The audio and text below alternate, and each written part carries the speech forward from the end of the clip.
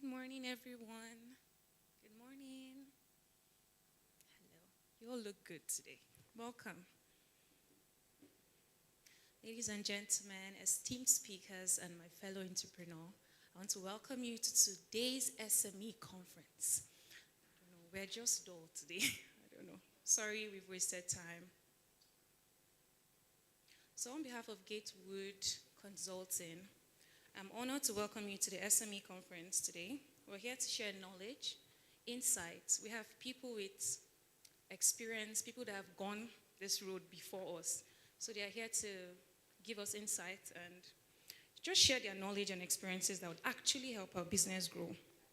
We have an esteemed lineup of speakers, panelists, and industry experts who will dive into critical topics. So throughout this conference, you would be expected to mingle with fellow entrepreneurs, people that might actually become partners, gain valuable insights and practical tips, showcase your products and services, maybe share your business cards. I don't know. Did we come with our business cards? Okay, so please join me as I welcome Mr. NKEM to give us the keynote speech.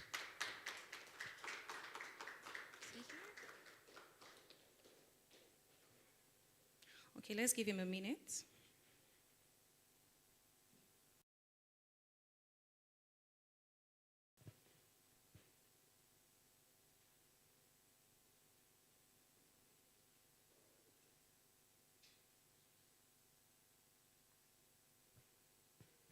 Okay, so let's welcome Mr. NKEM. So he needs 2 minutes. So while he's getting ready, I would like to extend gratitude to our sponsors, our partners, organizers of this conference. And we just want to say thank you because your effort, your tireless, sleepless nights is not in vain. I mean, you're making this event possible today, so thank you.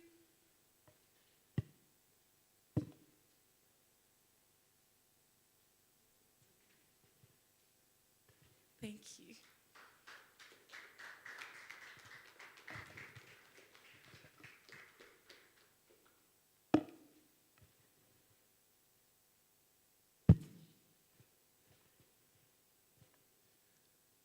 Hi, everyone. Ladies and gentlemen, esteemed guests, fellow entrepreneurs, welcome to the SME conference.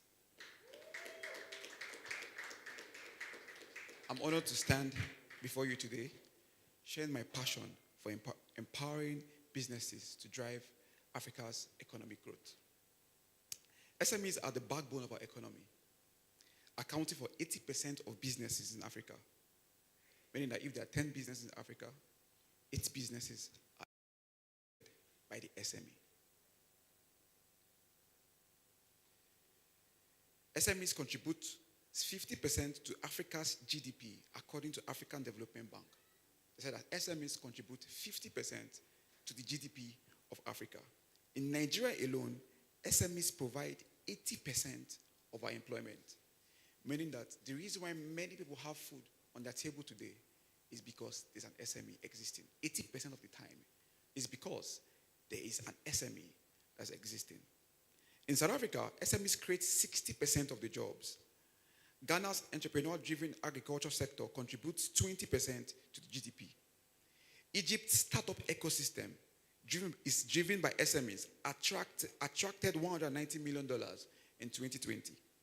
In Rwanda, SMEs in the tourism sector contribute 10% to GDP, meaning that the whole Rwanda economy, if you divide it into 10, SMEs contribute 10% in the tourism sector, just in one sector.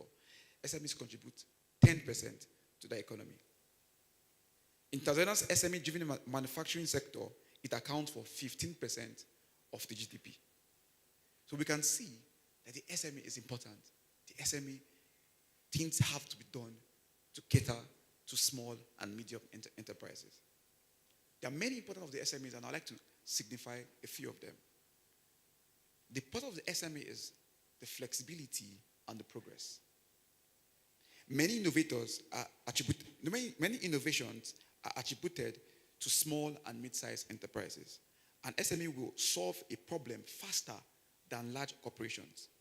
Since large enterprises tend to focus on improving products, so we have Apple 15, we have Apple 16. Next year we'll have what? Apple 17.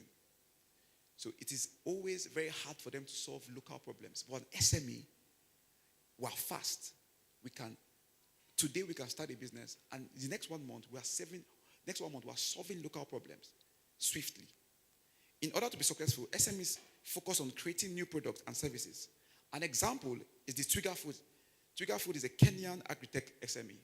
They created a platform that connects farmers to distributors. Now, what has it done to the Kenyan economy? Twiga has helped reduce waste, lower food prices, and ensure a steadier income for farmers. Because of one platform, they have transformed the economy of the Kenyan country. This type of innovation, driven by the SME sector, has had powerful impact on the economy and exemplifies the role of SMEs in creating scalable solutions to pressing local issues. Please, let's clap for the SME today. Let's celebrate an SME today. An SME is capable of adapting faster to changing requirements of the market. SMEs play a vital role in shaping a country's economy. One of the importance of an SME also is that we bring in competition. Without an SME, large corporations will hold monopoly in the market. We are the ones that come to disrupt. We are the ones that come to compete. PiggyVest is a Nigerian fintech company. We introduced a platform to encourage saving and investments through micro savings and investment products by creating accessible financial solutions for individuals who might be excluded from traditional banking. One of the roles of an SME also is that we assist big enterprises. Small and medium enterprises help large corporations in some areas of operations that are better able to supply. An example is the NEPC in Nigeria. Currently, the NEPC in Nigeria is partnering with local farmers, local agri-entrepreneurs to help exportation of agri-products, and they export to international markets. So large corporations who don't have the access to this, who don't have the energy or the time to enter into the laborious aspect of driving the raw materials. SMEs are the one that sustain many large corporations that we know today. We have Apple too. Many of the components of Apple, the capacitors, are developed by an SME. So we could see the vital role that we play and the importance we play to ensuring the economy of any society, any country, the economy of any continent thrive. So who is an SME? I've said so many things about the SME and the importance of an SME. Who do we call an SME? Well, in different places in the country, there are different definitions, and this is largely dependent on the country's development level. Depending on the country's development level determines the way an SME is being defined.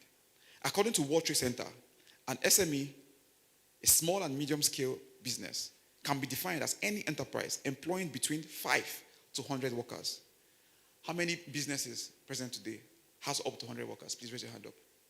How many business employed today has more than 100 workers? Please raise your hand up. In a report produced by World Trade Center, ABUJA, the Federal Office of Statistics Studies shows that 97% of businesses in Nigeria employ less than 100 employees. 97% of businesses here employ what? Less than what? 100 employees of all companies. That means 97% of all companies in every economy. SME is a body of profit-making believers who, by laboring daily, provide the major economic engine of our society. I'll say that again. An SME is a body of profit-making believers who, by laboring daily, provide the major economic engine to sustain his life, right? And he does projects for a startup company, a fintech startup company, and they pay him. And that startup company employed a sister called Bisola, and they pay her salary, right? That's job.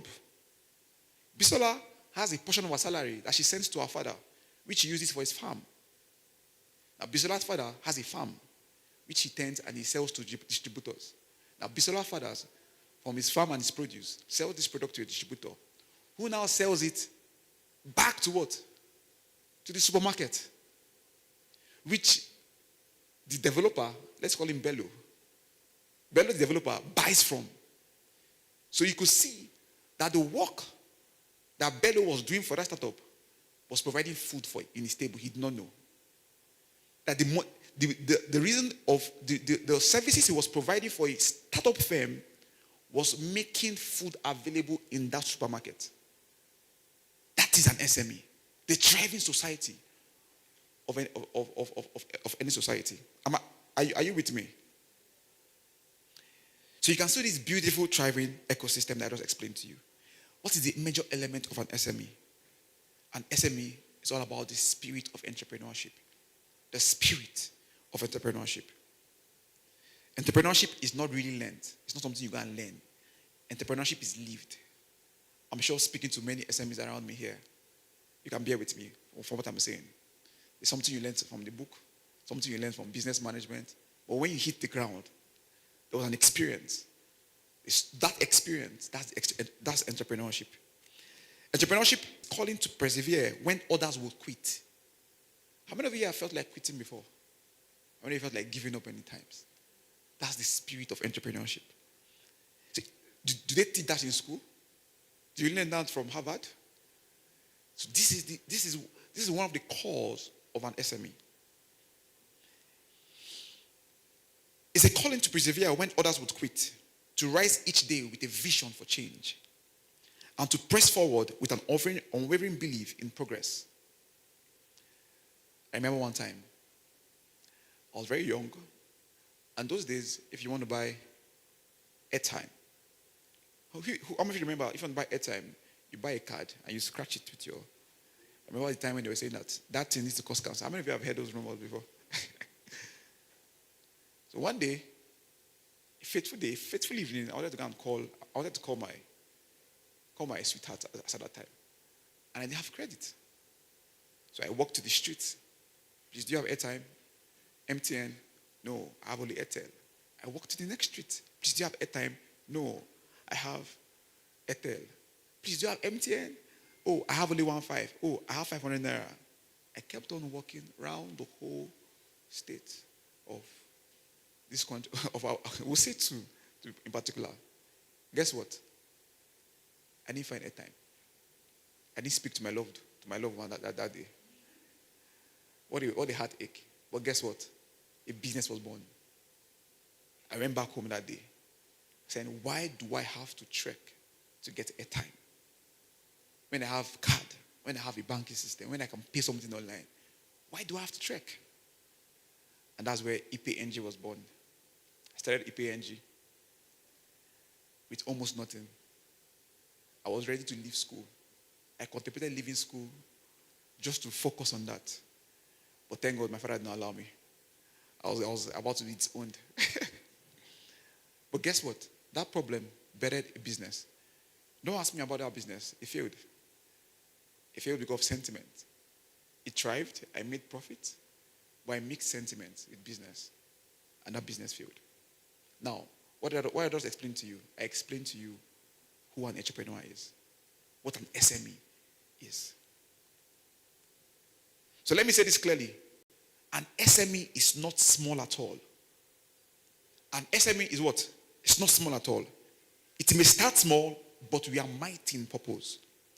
An SME is not part of the solutions to African economy. An SME is the solution to the African economy. Permit me to say that again. An SME is not part of the solutions to an African economy. An SME is what? It's the solution to the African economy. We hold the spark that ignites the fire of prosperity across our continent. This conference, the SME conference, is a platform that fans that spark into a blaze that will spread across Africa and light up the way for others. We are here to inspire, to empower, and to restore. We are here to inspire, to empower, and to what? And to restore. There's no shame in starting small. There's no shame in starting small. You can whisper that to yourself. There's no shame in starting small. But there's profound honor in creating something from nothing. How many of you have that experience? You've created something from nothing. Every large corporation every global leader, and every powerhouse was once an SME. So let us redefine small. Let us redefine small.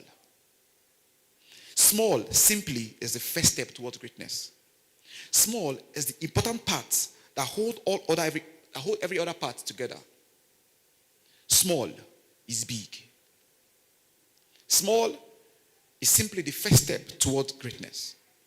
Small is the important part that hold every other part together. Small is big. Every large corporation, every global leader, and every powerhouse once was an SME. So that's why, one of the reasons why I came into business, I was like, everybody is focusing on the big corporations. So we have the large fours, the big fours. They provide services. They provide services to large corporations. I'm like, what about the SMEs? They're very important also. And you look at the cost to get a consultant from the big fours. An SME cannot afford it. They cannot afford it. That's why I was like, someone needs to go to them. Because this SME today is a large corporation tomorrow. And as a pregnant woman needs a midwife to deliver that baby, every business needs a coach, needs a consultant, needs someone to guide them to deliver that vision that they are pregnant with. Every large corporation, every global leader, and every powerhouse was once an SME. Yet this beautiful business that I presented to you, we are not without struggles. We're not without issues. We have issues that we face. One of them is limited finance. We have limited access to finance, to capital, to commence businesses. Ideas are popular, but capital to start the ideas can be a problem to SMEs. We have inadequate infrastructure, and we have intense competition. Despite these challenges, I firmly believe that SMEs hold the key to Africa's economic transformation. With the right support, SMEs can drive innovation and solve local problems. We can use global resources to solve local problems, and we can use local resources to solve global problems. We can create jobs and stimulate economic growth. We can reduce poverty. Any poverty alleviation scheme that does not attend to the SME in a society is a wasted effort. We also can foster entrepreneurship and empower individuals to pursue their passion. Today, you're going to be having seasoned individuals, people that are seasoned in business, people that I respect so much, that I've seen from afar, who have proven this network, who has worked in Nigerian market, who has worked in the African continent, who operate globally. They'll be sharing insight with you to help you foster and build your business. How can we unlock the potential of SMEs? We should provide them access to finance, low interest loans, and targeted grant interventions. Now we have many resources, we have many platforms that offer help. Apply for this, apply for that. We know that even when you apply, from that place you apply, where the resources are, for it to get to you that really need it, it doesn't really get to you. The people that created it are the ones that eat it. So there are people that really need these finances. And when these finances, this alleviation, these grants comes into their hands, they are able to produce a large corporation. They are able to produce a thriving business. Capacity building. We must invest in training and mentorship programs, equipping SMEs with essential skills. I've noticed many SMEs are blind or short-sighted. I've had the experience to deal with many SMEs in my lifetime. And I've noticed one thing. They are short-sighted. They are blinded. They don't even know what to do. They don't even know how to even go with their businesses. Many interventions have come to many SMEs, yet still low. Only a rich mind can produce a rich harvest. Policy support. We must advocate for policies that promote SME growth. Our policy should create a more favorable condition for SMEs. I urge every policymaker to enable growth that will allow SMEs to thrive and not to restrict us. Because why? We are what? The energy room. We are what? The engine room of any economy in any country. To the entrepreneurs here, I urge you, be resilient, adapt to market conditions. Be resilient. Things are changing. Business 2023 is not business 2024. Be resilient. And that's why our next panel session is about building resilient businesses in harsh temperatures. Be resilient and adapt to market conditions. Innovate, leverage technology and stay ahead. Collaborate, partner with people. Partnerships can turn limitations to opportunities. You can't do everything. If you can do everything, you can't do everything excellently. Partner. Leverage on your strengths. Outsource your weaknesses. So what is our goal as I bring this speech to an end? Why are we here? What is our goal? What's our goal? It's not merely survival. Our goal here is not to allow you to survive. Our goal here is not to put food on your table, to ensure that there's a cup, there's water on your table, there's a shelter over your head, and there's food every day for you to eat. No. That's not why I'm here. That's not why we are here. Our goal, is it to thrive? Not really. I'm not here. We're not coming for the SME conference because I want your business to thrive. I did that already outside this place. This is bigger than us. So what is our goal? Is it to survive? No. Is it to thrive? Not really. So what is our goal? Our goal is to allow Africa step confidently into its global purpose. Our goal is to allow Africa step confidently into its global purpose. We are to allow Africa step confidently. We have a role to play. Every existence has its role. And until we step into our role, we will not thrive. Until we step into our role, we will not thrive. Our contribution to the globe is not our culture and heritage. I've heard many people say that what we bring to the world is our rich culture, is our rich heritage. We are not exporters of heritage. Every nation has its unique culture. No culture is better. Every culture is unique. We are not more beautiful than Asian culture. We are not more beautiful than Indian culture. We are all what? Unique. So our export cannot be our tradition. Every nation and every region on this planet has something unique to offer, to give. And Africa's role is vital. I'll say that again.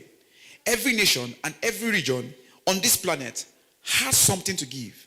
And Africa's role is vital. Our export is the value we bring to this world. It's more than calories. It's more than oil. It's more than gold. It's all invested in the quality of our mind. The Bible says that true prosperity is of the mind. There are innovations to do. There are problems to solve. There are trails to blaze. We are here for a purpose. Africa has its unique contribution to this world. If not, this world will not be stable. The Creator knows why He differentiated it and gave us 5 continents. Each continent playing its purpose. Until we come in to know that it's not our resources itself, our natural resources itself, that give us value. But it's you, it's me, the quality of our mind that brings this country, that brings this nation, that brings this continent into purpose and into a thriving point. There are innovations to make, there are problems to solve, and there are trails to blaze. And that is largely dependent on SMEs. SMEs more often than not are the ones that has blazed the trail, that have solved problems, and that have brought disruption to industries.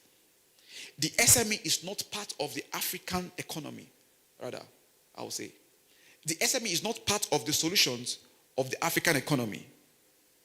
The SME is the solution to the African economy. The SME is the solution to the African economic revival. The SME is the solution to the African economic revival. Businessman, awake. Businesswoman, awake. Lawyers, awake. Agriculturists, farmers, awake. Fashion designers, awake. Businessmen, businesswomen. This is me speaking to you. Awake. The African economy, the African economic destiny is at the mercy of your business. Thank you very much. Have a glorious service.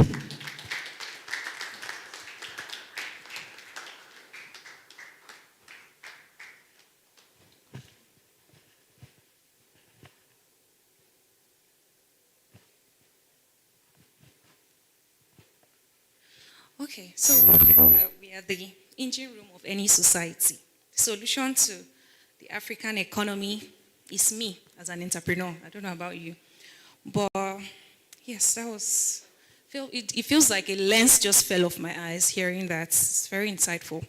So the next segment will focus on what it takes to actually run and create a small business in Nigeria. So to take this section, we're going to be inviting Mr. Olujon.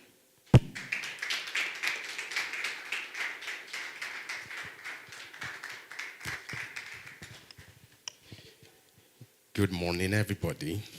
Good morning. How are we doing? It's a bit cold this morning. Can we rise on our feet? Just a little exercise here and there. Okay. So I will walk around a little and ask a few persons some questions. Just an icebreaker question. Don't worry. So let's be on our feet. Let's be on our seat again. Let's sit down. Okay, so my name is Olujon, and I'm the moderator for the first panel session. It's such a privilege and an honor to be here this morning. Please give yourselves a round of applause again. All right, so a quick icebreaker. I would like to ask a few persons here, how would you describe your job to a 3-year-old?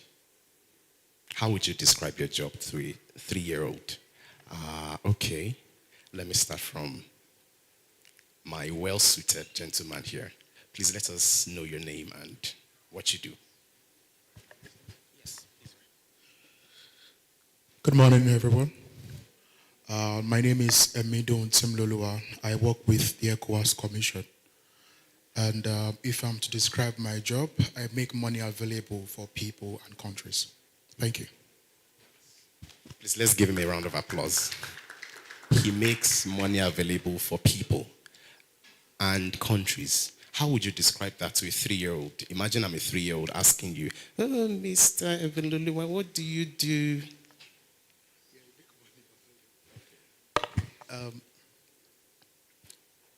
Okay, just to break it down a little further, I ensure that to a 3-year-old, okay. Okay, you are the all right, you are the 3-year-old. I'm sorry, I'm used to talking to other people. But to a 3-year-old, I would say that I make it possible for you to have food to eat. Yeah. Thank you so much. I'll go to my sister sitting over here. Don't be scared. Oh. Okay. All right. Right now, we'll be going to the first panel session. And before we delve right into it, I would like to intimate us with the profile of our first panelists. You would agree with me that we are blessed to have this set of people amongst us this morning out of their busy schedules. It's such a privilege and a great honor to have them here. The first panelist, Mrs. Daniela Okereke. She is the head of product at Powbox, a fintech company specialized in providing decentralized crowdfunding services. She is a social entrepreneur and human capital development advocate, and also the convener of the Emerging Economy, a business conclave for business owners who want to be among the top 1% in their industry, and Socioeconomic Development for African Undergraduates, SEDA. Both initiatives birthed to tackle the socioeconomic development crisis in Nigeria and Africa at large. Through SEDA, that is Socioeconomic Development for African Undergraduates, she has been able to reach hundreds of undergraduates, providing business mentorship, economic awareness, startup funding, and community support. Above all, she is a fierce lover of God on a mission to shed God's light and love. With a warm round of applause, can we welcome Mrs. Daniela Okereke?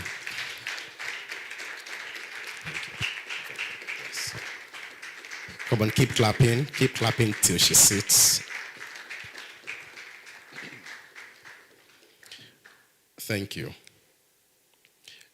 Miss Ijeoma Ozurumba. She is a passionate fragrance expert and the founder of Scents of April, a home fragrance business based in Abuja, Nigeria, specializing in sourcing unique scents from global locations such as Istanbul, the United States, Azerbaijan, and Dubai. She serves as both a wholesaler and retailer. Her journey with Scents of April began as a personal passion project. Despite challenges related to the local economy and market acceptance. Recognized for her contributions to the fragrance industry, she has been nominated 3 times for the African Leading Women Award for Best Fragrance Connoisseur. Can we give her a round of applause? Her work has also been featured on AIT, where she shared insight on fragrance. She continues to inspire through her dedication and is admired for her resilience and commitment to quality. Ladies and gentlemen, can we make welcome Miss Ijeoma Ozurumba.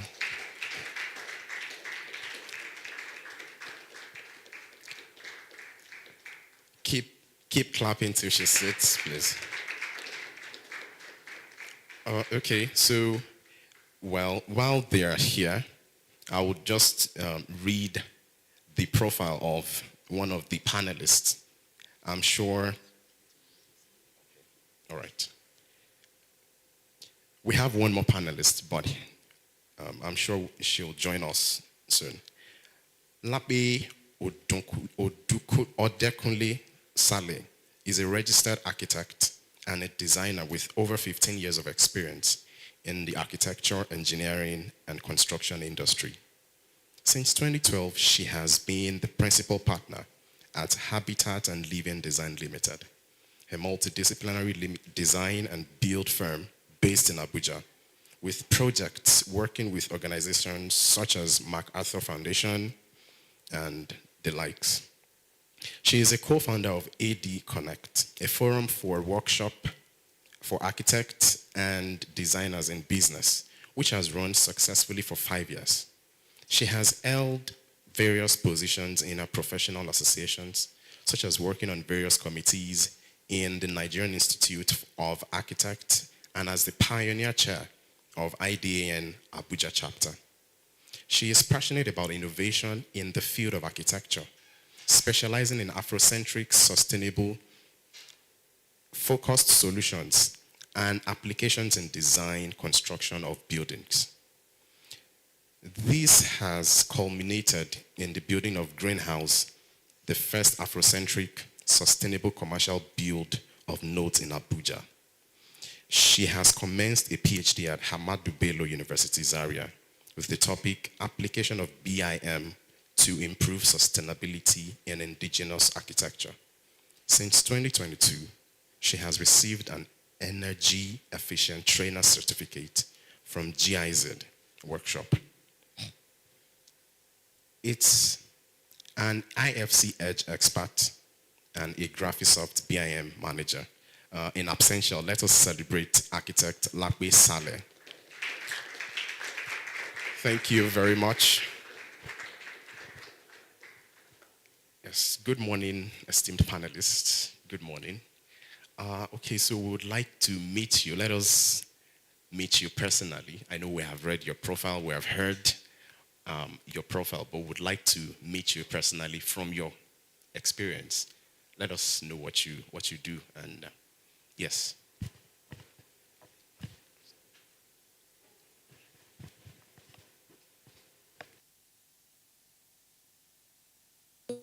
One. Please, can you hear me? It's a privilege to be here. Thank you all for putting this together. Thank you, Mr. NKEM and the team. So basically, I'm just, is it what I do? Okay. So I do a number of things, but let me not confuse you. First of all, my name is Daniela Okereke. So as you can see, I'm a very young person. So I'm a very young person, but I think the common thing amongst everything I do is they're all just tailored towards socioeconomic development for people of African descent, basically. So either what we do, our Power Box, where we help people to get access to funds through decentralized finance, or if it's through emerging economy, where we gather business owners or entrepreneurs to look at the ways that we can move the economy of Africa, forward. So that's just it basically. And in the midst of all of that, I'm very playful, very human like every other person, but I just love Nigeria and I want to be in Nigeria. Does that make sense? Let's give her a round of applause. Yes, over to you. Good morning, everyone. Good morning, everyone. My name is Ijoma Ozurumba, the founder of Sense of April. First of all, I want to start by thanking NKEM and the whole Gatewood team for this opportunity. Thank you so much. Sense of April is into home fragrance and interior decor, basically. And it's a business I started from just, passion 11 years ago, just from liking the smell of things. So we make places and homes, environments smell better, look better. That's our major job.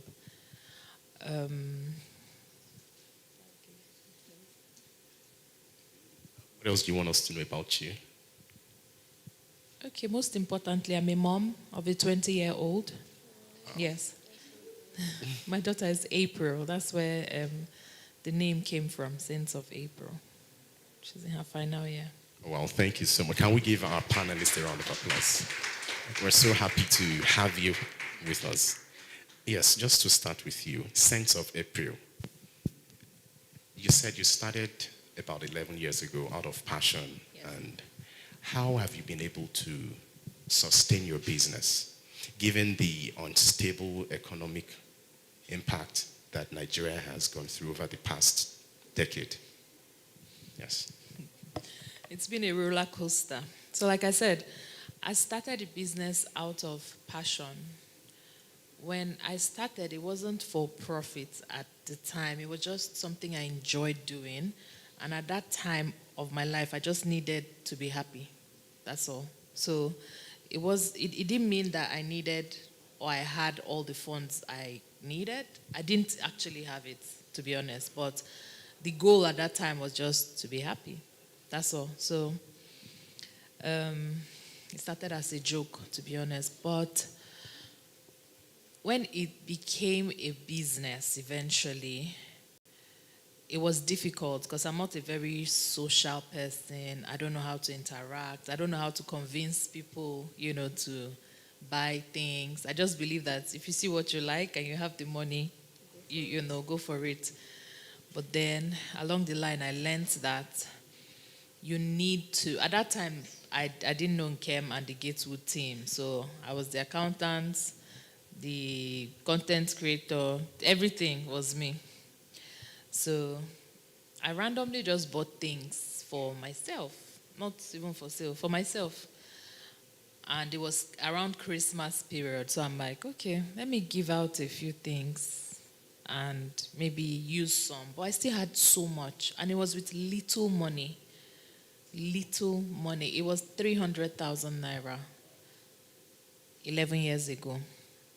300,000. So I can say it's safe to say that Sense of April started with 300,000 11 years ago. But the struggles were, well, the struggles probably started 5 years ago, to be honest, because the first part was more like me having fun, buying scents, shopping for scents, smelling them, buying home stuff, posting them online, and people buy. They don't buy, that's fine, So when the economy, when it became a business eventually, and I had to move it from just a passion or hobby to my paycheck, I had to go with the flow of the economy.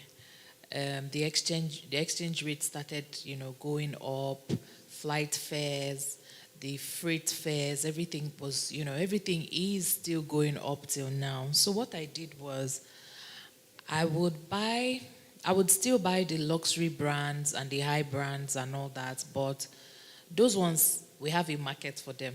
We have a particular market for them, and they're not like every day. They're not the only people you want to shop for. So I got smarter. I'm Igbo, by the way, so I got smarter, and I started buying cheaper, good quality, but cheaper products, so that when you DM us or anything, you can get stuff for 10,000, 7,000, 5,000, and those ones sell by the day, by the hour, by the minute. So in as much as exchange rate and everything has affected, seriously affected businesses and all, including Sense of April, I even started producing as well. Instead of buying and all, I started sourcing. I started attending courses to educate me more. It was just a passion. I started attending courses to educate me more. I started candle making classes, diffuser making classes. I enjoyed every bit of it. But the goal was, when you become a producer, you can put any price on your thing, on your products when you become the producer, unlike, buying from the market, and you have to, there's a particular range that you have to sell and all. So I started producing. So it just made me smarter and wiser. I had to start producing things. We make our oils, our candles, diffusers. We started making a few things, locally here, but I still source materials from abroad, So I think that it just made me a bit smarter. Then, of course, reduced on, and, and Gatewood has helped, cut that down even further, with the whole structure in place and all, yes. So Thank you so much for sharing that. I think that's a good place to clap, really. So amidst the economic crisis that we have faced in Nigeria, she has still been able to sustain Sense of April, by innovatively cutting down costs, doing other things, from passion, right? Like she rightly said, from passion to business. So the transition was very, very necessary, because like people will say, passion is never enough. See?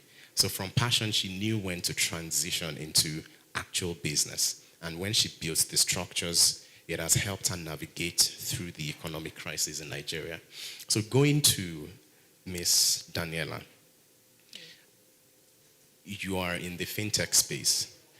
And in Nigeria, one of the major challenges that we have in the fintech space is the regulatory compliance and all of that. How have you been able to build trusts with customers, knowing that it's public knowledge that the fintech space is a bit dicey for Nigerians? And how have you been able to build your trust with your customers, your users, and sustaining your business as well?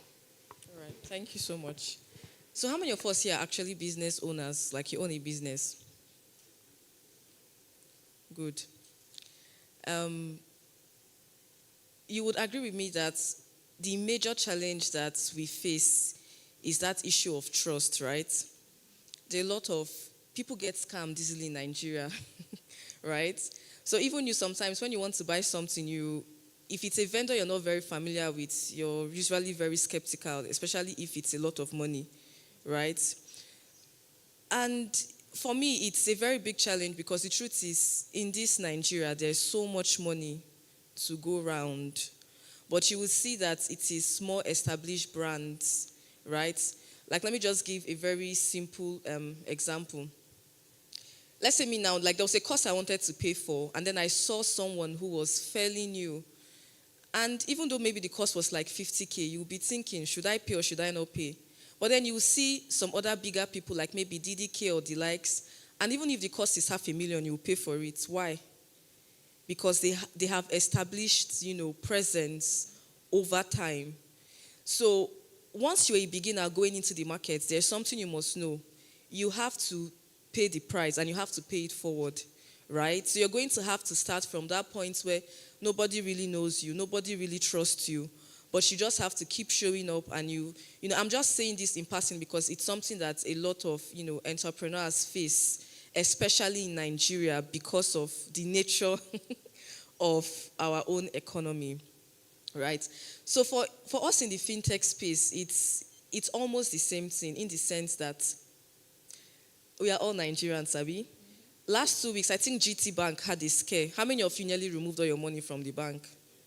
I removed all my money, and I've not taken it back up till now. Do you see? So as someone who is starting business new, anything that will make you to have challenges where people are questioning your integrity as a starter, you have to avoid it at all costs. Whether it is over-promising on things you can't deliver, whether it is anything that will make people to take your matter on Twitter, avoid it. So, but for us in the fintech space, so one of the things that we did was, obviously there are a lot of compliance that you're meant to go through it. And so what we did was, for instance, we do crowdfunding, and you know that the reason we even started was because when you want to crowdfund on some of these international apps like Kickstarter, GoFundMe, and the rest, there are some, should I say, biases towards Africans. They're shutting us out on a lot of things, especially Nigerians. And really, it's not their fault. If you're not a Nigerian, there's a high chance you will not like Nigerians. I'm telling you the truth. So one of the things that we tried to do was to say, okay, we're going to vet every crowdfund idea that is brought on our platforms. Because we see it all the time. People say they're crowdfunding for health challenges. And it's not any health challenges. So these people want to go and get free money and just go and spend, you see.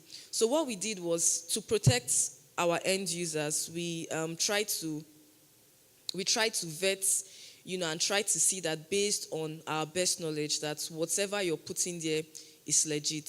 So those are just some of the things that we did. And aside from that, just like I've already said, anything that will make people doubt you, because it's very easy to lose trust.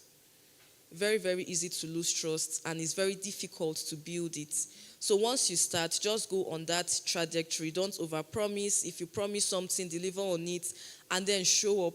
There's something that's been going around recently, and it's the fact that a lot of people are now saying, you're too broke to not be shamelessly advertising what you do. And, I kind of agree with you. I don't have the strength to be out there, put all those things. How many of you are like that? Okay, not anymore. So, but, right. And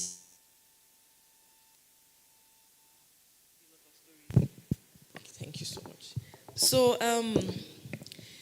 there's this thing that actually kind of troubles me as well. How many of us here knows Cody Sanchez?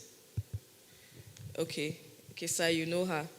And you see that this woman makes a lot of money, but every day she's still bringing out new things.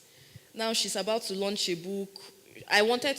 She did a free webinar, and so I joined, and then she was like, for you to now go to the master something, you need to have at least $100,000. That's where I logged off.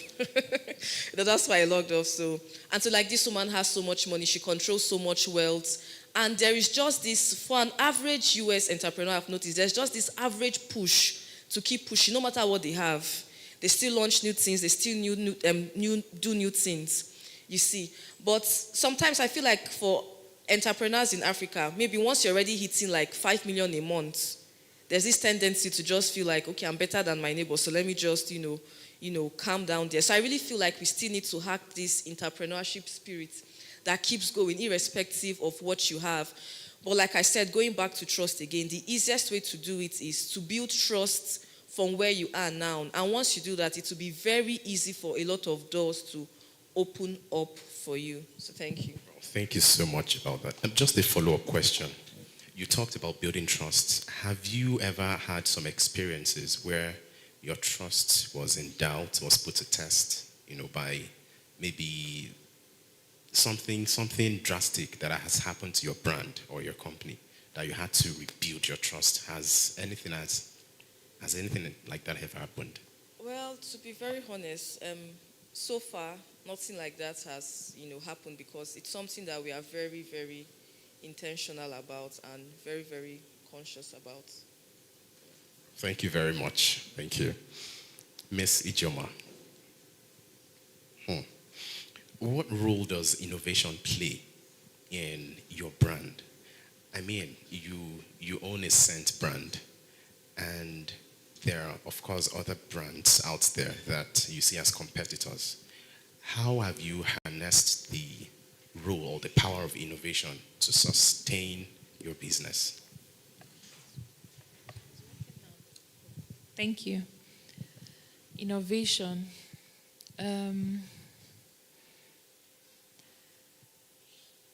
It doesn't stop.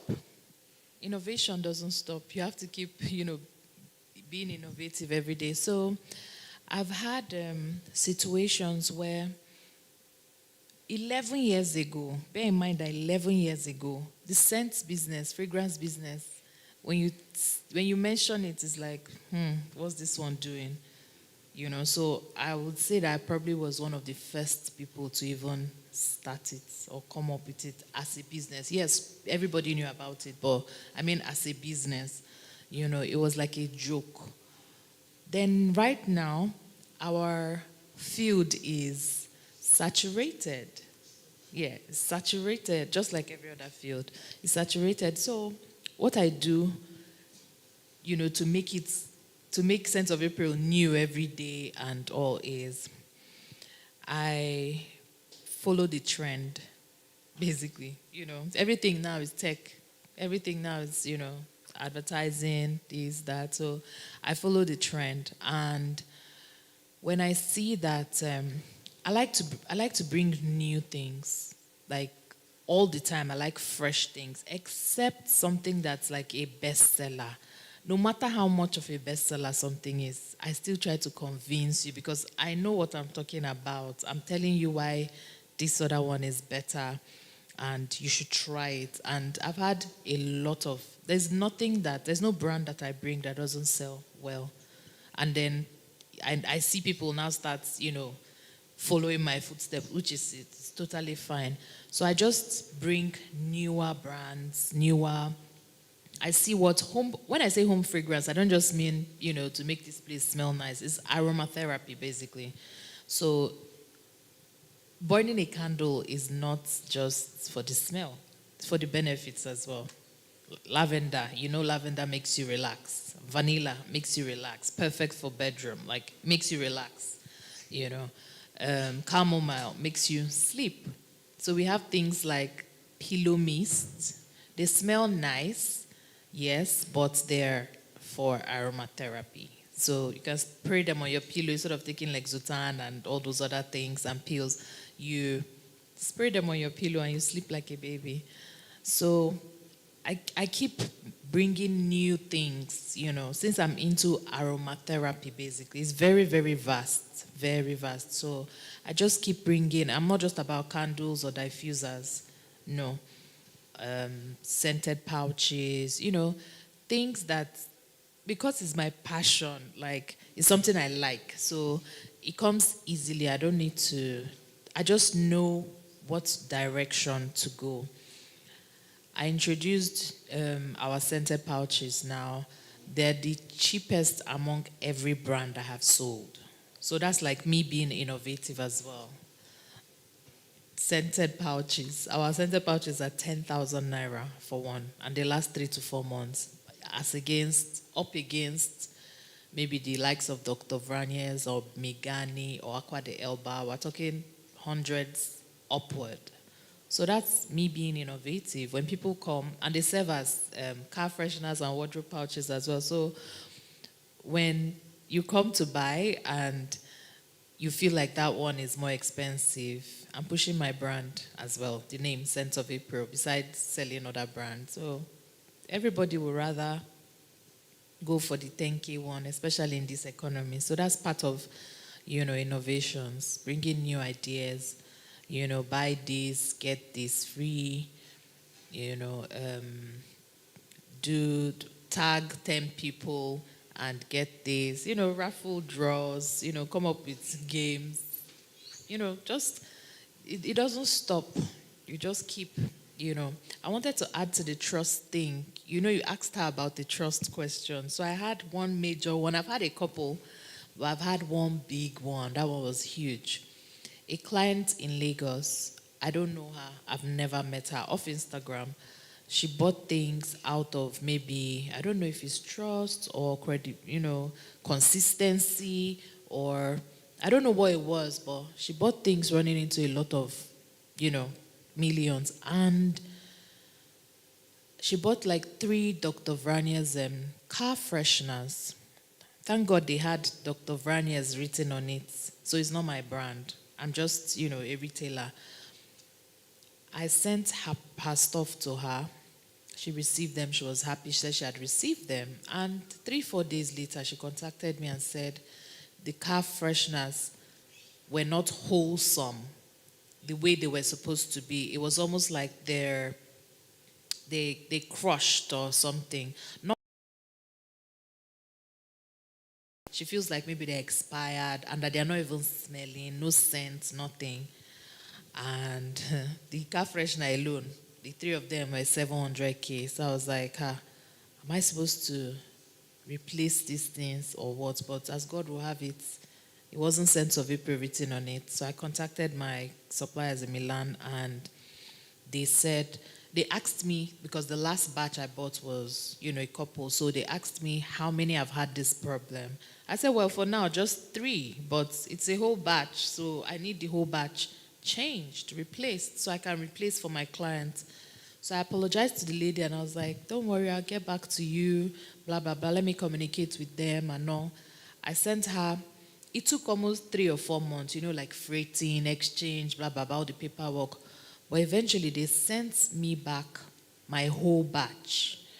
They sent it back to me. I could have just sold those things. Those things are, they come up to a lot of money. I would have just told you, mother, it's not my problem. Or Dr. Vranier's, I don't know what happened. But when they replaced for me, I made sure 3 months after I contacted her, messaged her, and told her that I would send her replacements, 3 of them. Is every other thing okay? Blah, blah, blah. She was shocked. We never spoke on the phone. It was just DM and messaging. She called me and said, you're different. You mean you're replacing them? I said, yes, I'm replacing them. My, credibility. And she was like, oh, you're different. I'll recommend you to, a friends of mine and all. So credibility in business. It's not good for business people to be thirsty, like too thirsty. Yes, everybody's in business to make money and all, but once your name, it's better to have a good name than, riches or whatever. So once your business name is out there, you must do everything that you can to make sure that, you safeguard that name, like safeguard it, So yeah, that's it. Thank you so much for sharing such insights. Thank you so much. Ms. Daniela, can you also speak to the innovations that your company has undergone in the past few years that has made you stay in business to date? Yes. All right, thank you. So just like she said, in times like this, for businesses to thrive, 2 things are very important. One is innovation, and then second is brand management. So, and then the tougher the business landscape becomes, what makes you stand out more is your brand perception. So it's really everything, and then down to, innovation. And so when we're talking about innovation, basically it's just For instance, now, I'm going to give a lot of examples before I go into using my own business. How many of us here know Fastest Cakes? Right. And so I can't remember the last time I wanted to order a cake and I'm calling any other vendor. I just go to their websites and in a few hours you get your cake. That is innovation. Do you see? So basically it's just as the competition gets tougher, what makes you to stand out? You know, she listed that they included other product line in their business. That is also innovation because some people may prefer to go to a one-stop shop where they can just buy everything that they need as opposed to buying different things from different people in different places. So I always tell people, for instance, you know, if for instance you're here and you're a baker, you may be thinking, how can I innovate in my business? But really it's just about creative thinking. There are so many things you could do. Number one, you could increase your product line. So for instance, if all you did before was just cakes for maybe birthdays and stuff, so now you could also now include fast cakes in the sense that you could just make small cakes that people can just have as snacks, have for lunch. So what that means is that every day you're able to make a sale.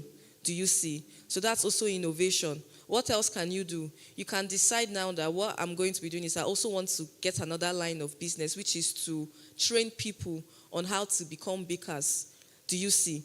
So the truth about it is that if you're in Nigeria and you're a business owner now and you don't want to think out of the box on number one, how you can make your brand to stand out, how you can innovate and increase your business lines, you're going to be out of the market very, very soon.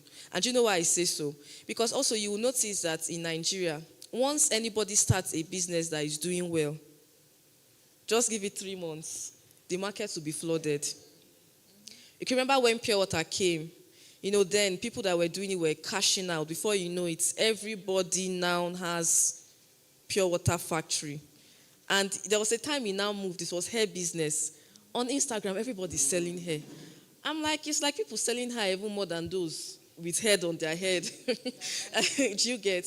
So now for you to stand out in that type of market, it means that you have to, there has to be something that stands out about you. Yes. The joy of ordering a cake and you're getting it in 2 hours. That nobody will come and tell you, oh, sorry, we missed your order. That was it for me. So now I always recommend them anywhere I go to, like I'm doing now. Do you see? So basically, so that's just it. For you now, it could be that it could be that maybe in the business you're doing, your customer service is very efficient and very fast. So the other tech company I work with, one thing that makes us stand out as well is very fast customer service. Almost as immediately as you're making a query, there's someone responding to it. And it just makes people feel like, oh, they want to, you know, stay with us. And so now, down to the fintech company that, you know, we run. When we started, you know, the major thing we wanted to do was just to provide decentralized crowdfunding. So what that means is that instead of crowdfunding for people through normal Naira, pounds and all, you could do it with USDT. So that one is borderless. You could just send money, you know, from anywhere. And so now to innovate on that, we've had to like add more product lines into the business, so much so that it's now a lot easier for you to do a number of things. So currently, we're looking for how we could also make it a payment option, you know, for people who want to make payments, just so that it becomes more mainstream and we're able to like hit certain marks. So that's just it. That's really fantastic. Thank you so much. Ladies and gentlemen, please make welcome architect Lakwe Saleh.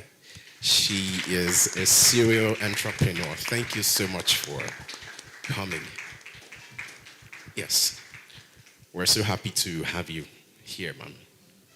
Yes, so briefly, can you please introduce yourself? We have read your profile earlier. Yes.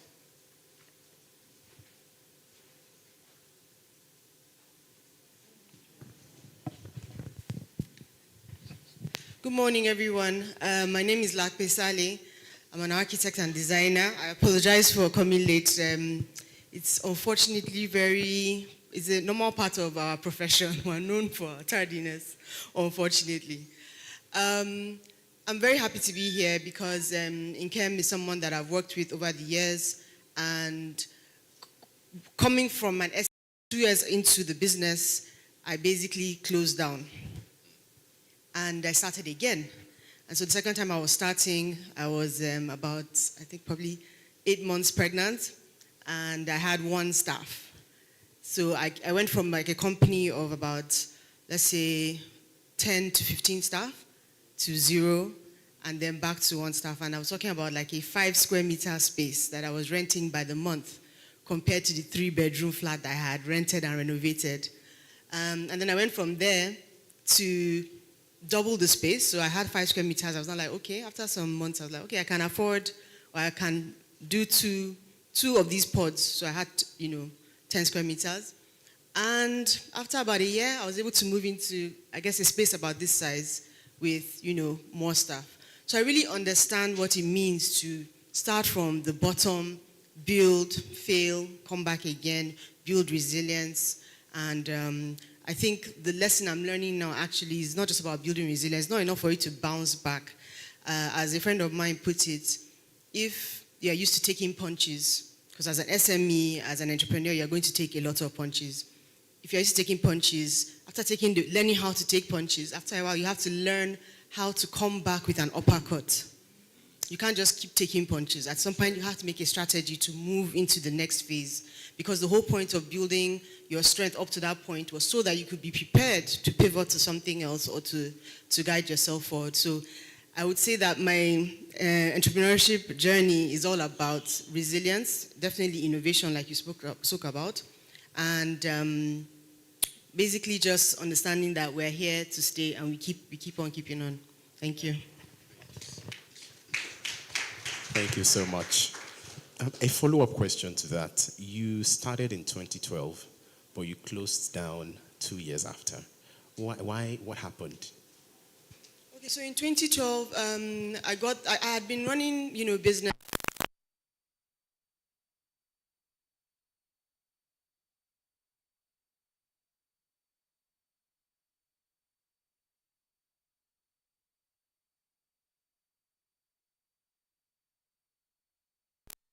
Thank you.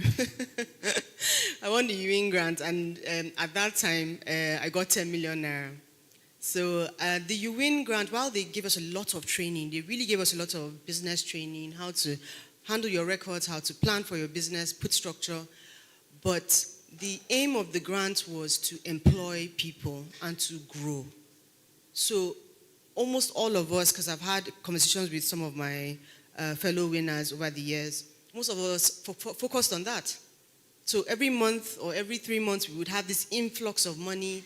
We would hire staff, we would rent spaces, we would do business. And on paper, it actually looked like we were doing really well. But it turns out that I was selling, because at the time I had some products. I was selling those products at a loss. But I didn't realize until the money dried up. Right? And apparently some staff were even, helping themselves to a couple of coins here and there. So, so basically there was an illusion of growth.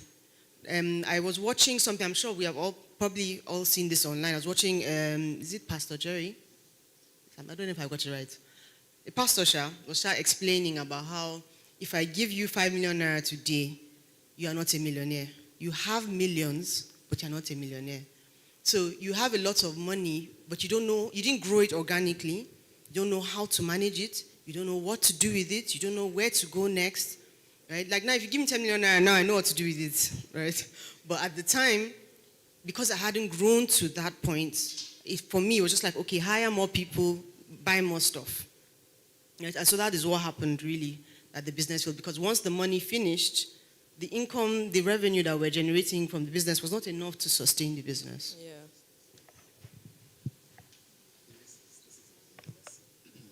This is a good lesson for entrepreneurs. She mentioned something about growth being an illusion.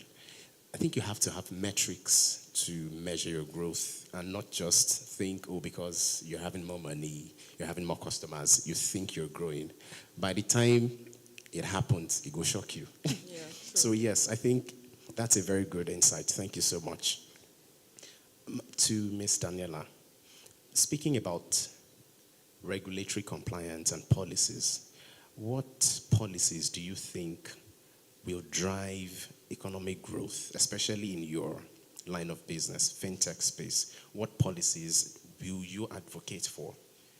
Imagine you're sitting here and the audience here are policymakers in Nigeria.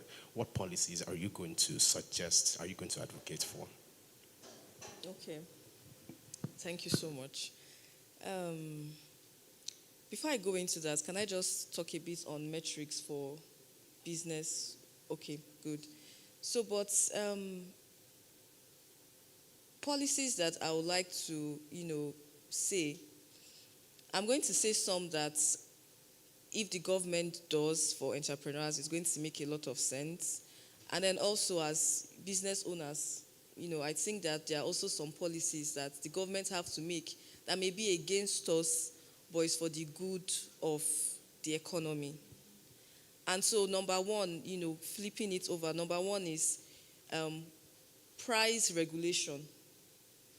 We are having a lot of problem with that. And I feel like one of the reasons for that is because on average, business owners in Nigeria, we still see business as something to survive on.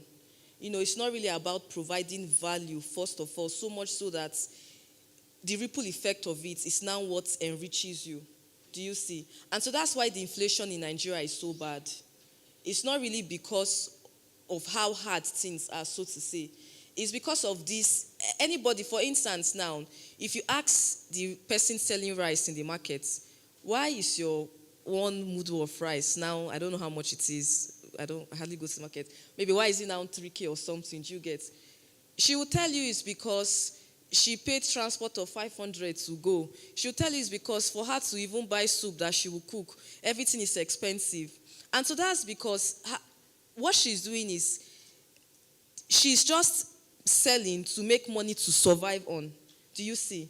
So when there is any increase in anything in the economy, she's going to push it back on you.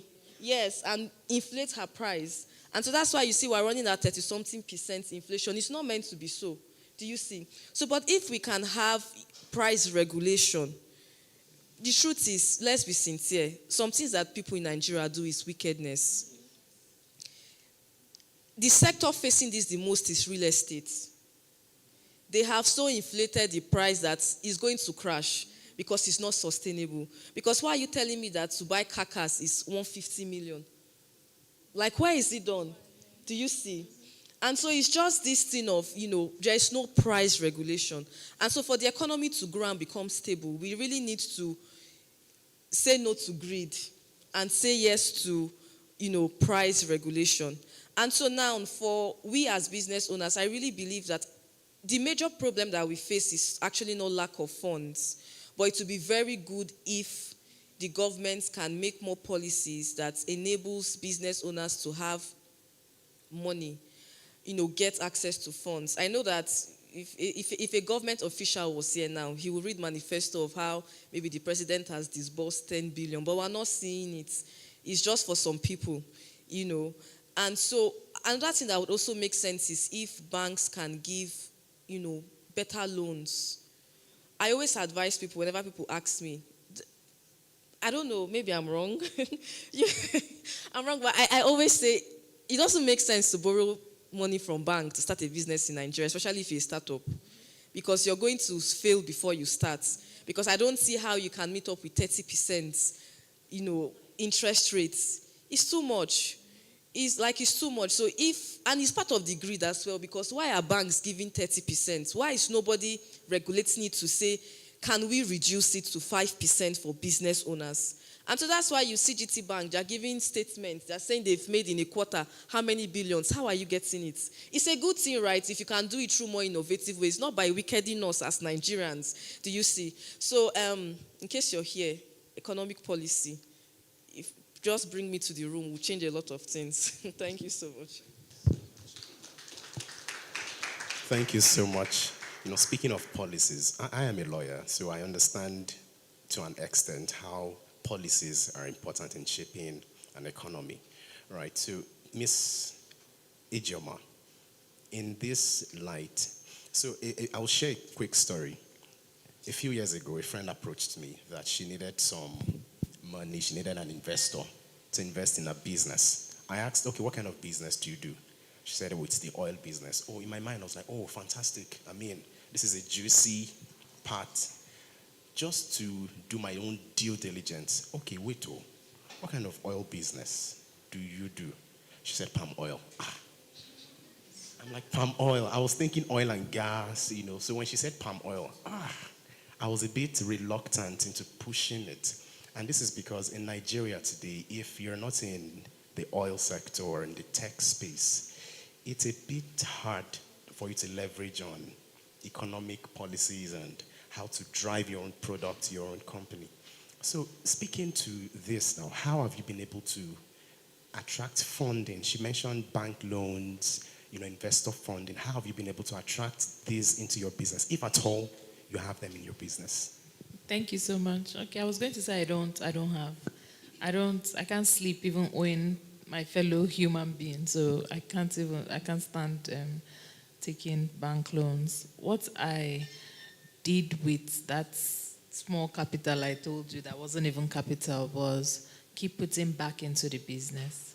I don't play with my business money. I don't touch it. If I'm broke, I'm broke on my own. I'm Ijoma Uzurumba separately, and and there's sense of April. I don't joke. I don't play with my business money, no matter how bad it is. So I haven't collected any bank loans or from even individuals. I haven't. I like to live within my means. Yes. So I just put back the money into whatever. If it's 500,000 I have, I put it back into the business. Yeah. That way, it's it turns over for me. That's a good one. Yeah. Discipline too has a huge part to play. Discipline. Wow, that's fantastic. Yeah. Thank you. Mrs. Lakpe, am I pronouncing it correctly? Lakpe. We have to put some or Lakpe, ginger like behind it. Yes. okay, Lakpe. Yes. Pardon me. Yeah. So when it comes to policies, this is a big deal for me personally. Okay, if I get the question right, first of all, what policies would I advocate for? The funding came from you actually saying, yeah, okay. So for policies, there are many policies that I advocate for, but as it goes to businesses, I'm of the belief that a lot of the funding that comes for businesses from the federal government, right, when it comes to policies in terms of let us fund the economy, let us fund SMEs, I feel it's being directed going in the wrong direction. For some reason, we have stayed at grassroots funding for a very long time. We are still going back to the market to go and give women 5,000 naira. Why don't you empower an SME that has shown growth? That person will go to the market and buy things from that person. They don't need 5,000 naira, or I can't remember what they were calling it that time. So there's a certain level of understanding that things trickle down. If you take care of the people in the middle or slightly, and you can see them on a maybe upward trajectory, and you take care of them, they will take care of those under. They're the ones that will employ staff. They're the ones that will be running businesses that require them to work with people that you are giving cash to at the lower level. So that's one policy that I would like to put in place, that instead of just always funding grassroots, fund higher level SMEs, because they are the ones that will actually what's it called, trickle-down economics. That's the first thing. Then the second thing, this is particular to architecture and design, when it comes to living in cities, an understanding of a Nigerian setting, an African setting versus a European one or a Western one would be very, very helpful to our economy. There's a lot of informal economy that we don't seem to realize exists and actually is. It's sort of like, there's millions rolling in that area that we can't seem to really identified because it's not captured properly. So for example, the first time let's say my mom goes to Orange Market a lot. And there was a day that she went and it was raining. And I was like, oh, how did you manage that? She was like, no, there are people by the side that rent boots. They rent boots and they rent raincoats. They have whole gear that you can rent to enter into the muddy market. And I was like, that's good business. Because the foot traffic in that place, you cannot imagine. So now whenever you come to development of a city, the first thing you do is clear all the indigents and allocate the plots to people that are going to come and build single houses for themselves. Right? And then you have a city where you continue to increase the cost of living in the center. So the people who actually power the city keep moving out, and it costs them a lot more to move back, especially now with the cost of this thing. And then when you have like a natural disaster like COVID, you now find that those communities are actually thrive. The ones that you can literally go, walk down the road and enter a shop. You don't have to enter your car and drive to Maitama or drive to Busetu. So there are a lot more sustainable policies that I would like to see for our cities, because the truth is that they're not getting any smaller.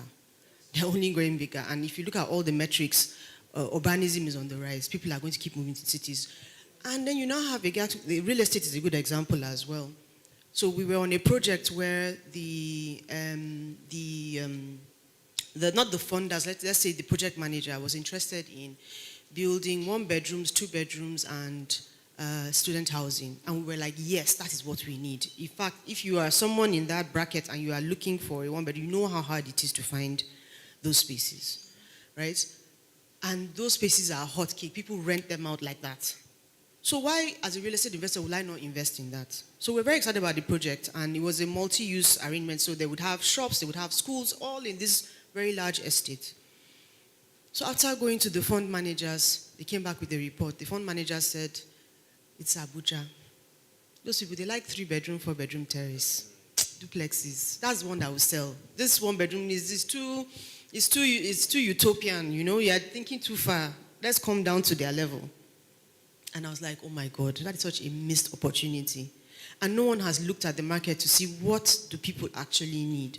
So one of the things that sustainable design pushes is for a mixed income housing. You should never have a certain level of square meters where it is just high rise or high level, high cost. There must be, you know, in the UK, they call it council housing. In between, they mix it up.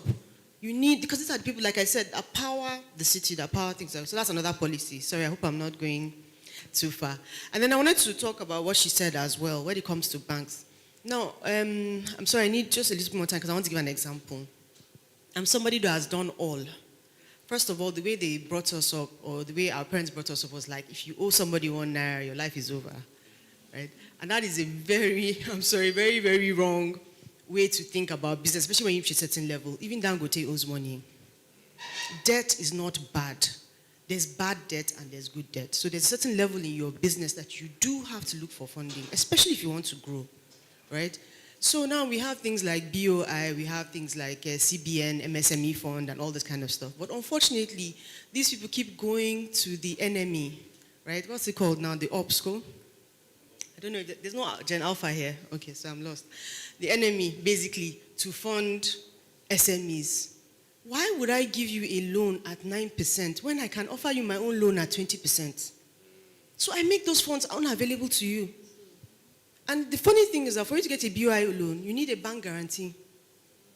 The bank guarantee, after you get you get the letter of intent first, and then the bank gives you a guarantee to get the loan. And the bank's like, and you know what, we don't think we can give you that bank guarantee. And you're wondering why. So if the government wants to fund, right, if they want to actually fund people, first of all, stop giving out cash to grassroots. Fund the people that you can. It's very easy to check metrics. IFRS does it all the time. Very easy. How is this person growing? So, for example, we managed to access a CBN loan once, right, with Zenith Bank. Zenith Bank is where I've had my account for forever. And it was 10 million, and we paid back I think it was a 2-year timeline. We paid it back as at when due. In fact, the bank manager and our account officer came to the office to congratulate us on our successful, this thing of the loan. And he said, when is the next one? When are you taking the next loan? We came back, they were like, we're coming back, we'll get back to you. That's how 6 months, 1 year, we didn't hear anything. We had a good track record of lending and returning, but we still couldn't access this loan. So at a certain point, I needed financing, just a little bit of financing, maybe to buy equipment or buy something. And I said to my account officer, is this something that I can get an overdraft for? Because I know many people have overdrafts on their accounts. And based on our turnover over the we've had our account with them maybe 15 years, what am I eligible for? And this guy looked at me and said, well, you're only eligible for 2 million naira. And I was like, I'm sorry, I don't understand. He said, well, what we do is that we look at your history of 3 months. We look at your history of 3 months, and then we can tell how much we can lend to you. I was like, are you kidding me? My account has been with you for 15 years, and you've seen the turnover, and you've seen the growth, and we've borrowed money from you before. We have all the metrics that you use to base on borrowing someone money or whatever. And I said, that was it. And I said, if I had 2 million naira, why would I come and meet you? Or if it was 2 million that I needed, why would I come and meet you as a bank? I need obviously much more than that. So that's just to tell you that even when there are policies in place, you understand, the people that when they come down to the level where it's supposed to be disbursed, or it doesn't get to the people it's supposed to get to, and there are no penalties. So that's the last thing I think I would like in terms of policies, is accountability. It's not enough for someone to do something wrong. They have to be held accountable. When the bank, it's like when a teacher is teaching a class and 20 people out of the 30 people failed. It's not the students you're going to, you take the teacher and say, what went wrong here? They are to be held responsible as well. So when you say money is not reaching where they're supposed to reach, and you now look at the bank and say, that money we gave you, how many SMEs did you give? And they can't show evidence. You're supposed to penalize them. Anytime you don't give out this money that we're giving you, we'll penalize you. So accountability is the third policy I think I would like in place for SMEs. Thank you. Thank you so much. Thank you. Just to recap some of the policies that they are advocating for, there is access to funding, there is price regulation, and then there is accountability. So I think these three key policies are very important to drive economic growth. Just a final question from me before we open the floor to the audience. I would like to know, I mean, these are three industry experts sitting here. We have the fintech experts, the aromatherapy scent experts, we have the architecture, engineering, construction experts over here. These are three different businesses.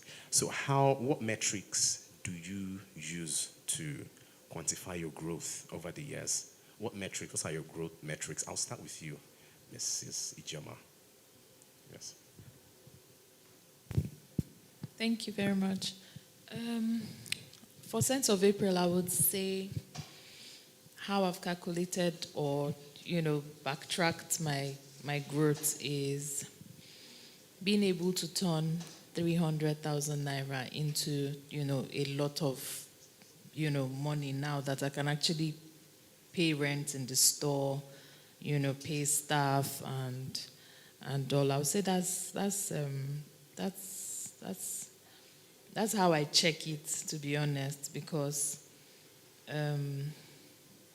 that's how I'll check it, because from 300, from nothing to, where we are now is a whole lot. So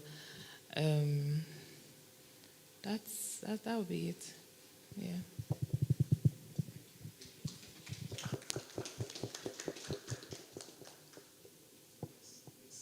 Niela. Okay, so for metrics, obviously there is there's monthly revenue, annual revenue. So we don't run a subscription-based model, so we don't have to check for churn rate and the rest of all of those. But we also try to, for fintech, you also have to know the number of users, number of downloads, number of projects on your platform, and basically just things like that. So, but what we try to look at is our month-on-month revenue, year-on-year revenue. So you have to check your quarterly figures as well, and then you also have to check for feedbacks from your users as well, if they're happy with your, product. So we have the NPS scale that shows how likely they are to refer your brand to other people. So when you have people giving you a 9 or 10 out of 10, you know that you're doing something right when it comes to like serving your audience, basically. Yeah. That's impressive. Thank you. Mrs. Lakwe. You tried. Okay, so the same thing. There's definitely financial metrics, how much you started with, how much you've been able to grow it into, how much you've been able to turn over. The financial metrics also goes to, how many staff you've been able to keep, how many staff you've been able to pay a reasonable salary. The other one I would say is also, it's a network thing. How you've been able, the people you have been able to reach, the kind of individuals you are now sort of like rubbing shoulders with. Network as well is a good metric. And then the final one I would say for me is the scale of project for us, because it's architecture and design. So when we started, and this was something that at least we were taught quite well with when it comes to, before the scale of project, I would say also your education. Not the typical academic education, but in terms of the kinds of courses you've been able to take and improve your professional capacity. One of the things that we find, especially in architecture and design, that people go to school, they come out, they think they'll get a job, and life will just be the same. No, you actually need to read more, specialize, find out what's going on, learn the new software, learn AI, so capacity really is another metric. And then finally, like I said, the scale of projects, where we started from renovating or doing up one room, right? Then you go to a 2-bedroom, then a whole house, then an estate, then a city, those kinds of things. So the kinds of jobs we've been able to do over the years has also been another metric that we've used to basically measure our growth. Well, I think they all deserve a round of applause. Do we have any questions from the audience? Do we have any questions? This is a good time to ask your questions. Okay, so I see a hand over there. I see another one here. Do you have questions? Okay, please go ahead. Good afternoon, ma'am. Good morning. So my question goes to Mrs. Lakwe, and my question is, one of those things I've really discovered now is that they tell you that when you're launching a new business, you need to find a mentor. And then when you find someone that already done something in that business, just follow their part. Now, my question is, how effective is that going to be in like 6 months to 1 year?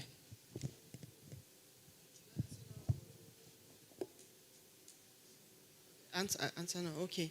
Thank you for that question. That's a really good question. Personally, I didn't get a mentor until about 2 years ago. I joined WIMBIZ, and there was a WIMBIZ mentoring program for boards, and I entered and I got a mentor. Now, that was the mentor that I think was assigned to me, and we got along so well that we decided to continue the mentorship even after the program was over. Then, somehow along the line, I found another mentor, and this was not an official arrangement. There was no official positioning or anything like that. He just naturally gravitated to the work that we do, was really impressed by our spirit and our drive, and he just started advocating for us everywhere. I'm not a believer in a mentor as such. And if you don't have someone who is truly interested in your growth, the mentor is just in name only. What I would suggest for me is what I always look around and I see things or goals I'm trying to achieve, and I see people who have done it, and I try to find out what they did.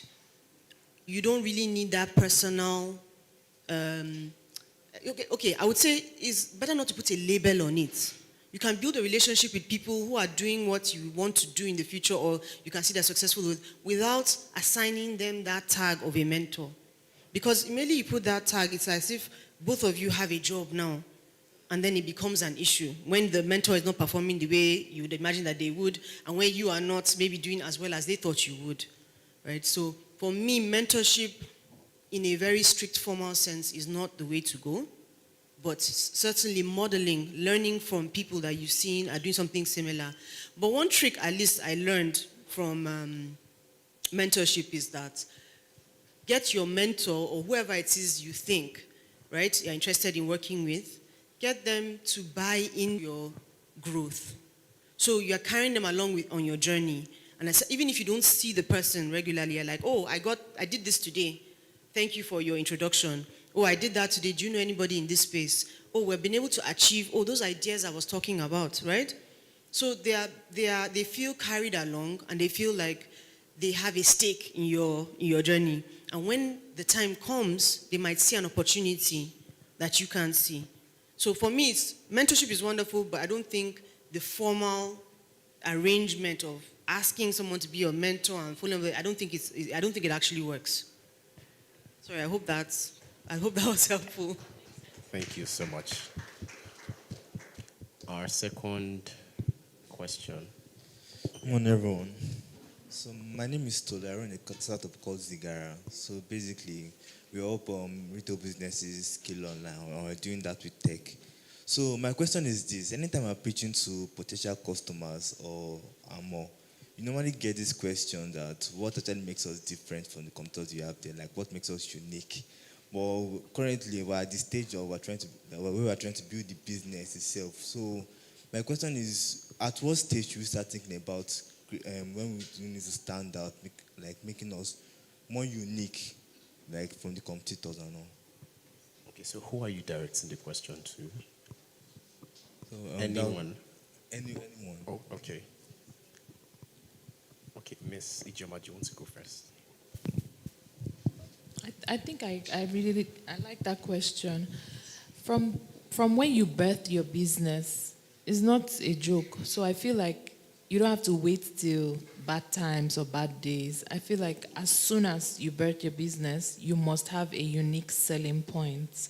For Sense of April, we don't buy and just sell fragrance. A lot of people, that's what they do. You buy and sell. We're traders, so no doubt, but we offer aromatherapy services. That's what makes us different, completely different. Like, I will tell you and I'll be able to advise you on what exact fragrance to use for a good sleep, or to energize you at work, or you're in a party mode, what exact fragrance you need. Not like, oh yes, these are candles, they're fine, they're this, they smell this.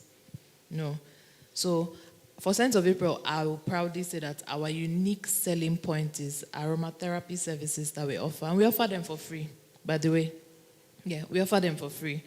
So that's our unique selling point. So instead of just going to any vendor and buying any fragrance at all, you would think of Sense of April because they're ready to advise you or tell you exactly what you need for what. When you even DM or call or anything, we have questions to ask you, where do you want to send up? Where do you want to put this? And we'll advise you on the best form. Whether you need diffusers or you need electric humidifiers, we'll advise you on the exact thing that will be perfect for your space, give you your options. So that's our unique selling point. So from answering your question now, or partly answering it if I can. So from the inception of your business, you can't wait till you have competitors. You don't need to wait. Like, you need to go aggressive. I mentioned earlier that I'm all social, I post like 6 or 7, 8, 10 times a day. Gatewood, they know me.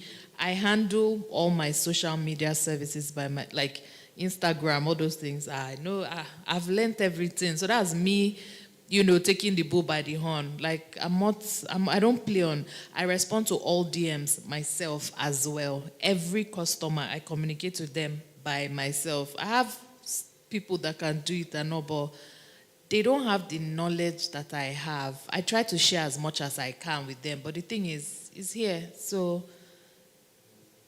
I handle it myself. So that's, that's another unique selling point to, our credibility, our communication. We're swift in response. Like if you message, we're responding. I'm alert on it. That's my job, basically, besides every other thing. That's, my major job.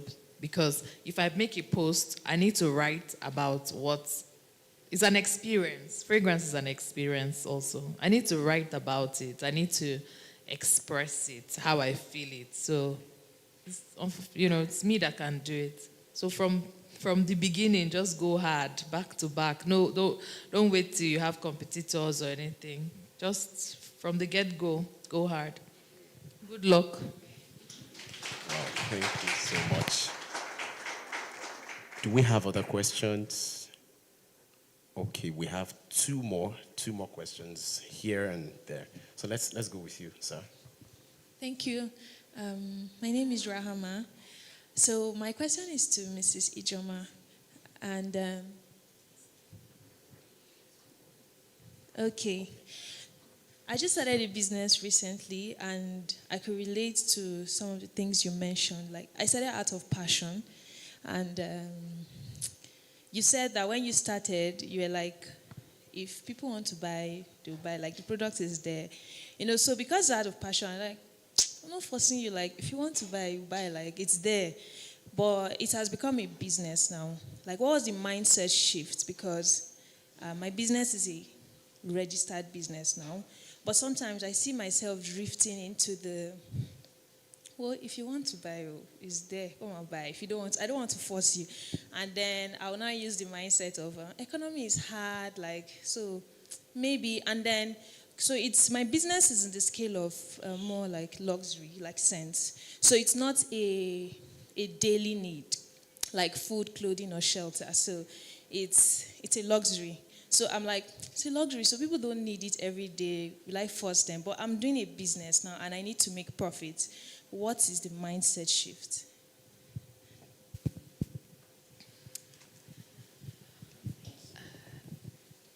Just like you mentioned already, you said both of us are in this, we're on the same scale.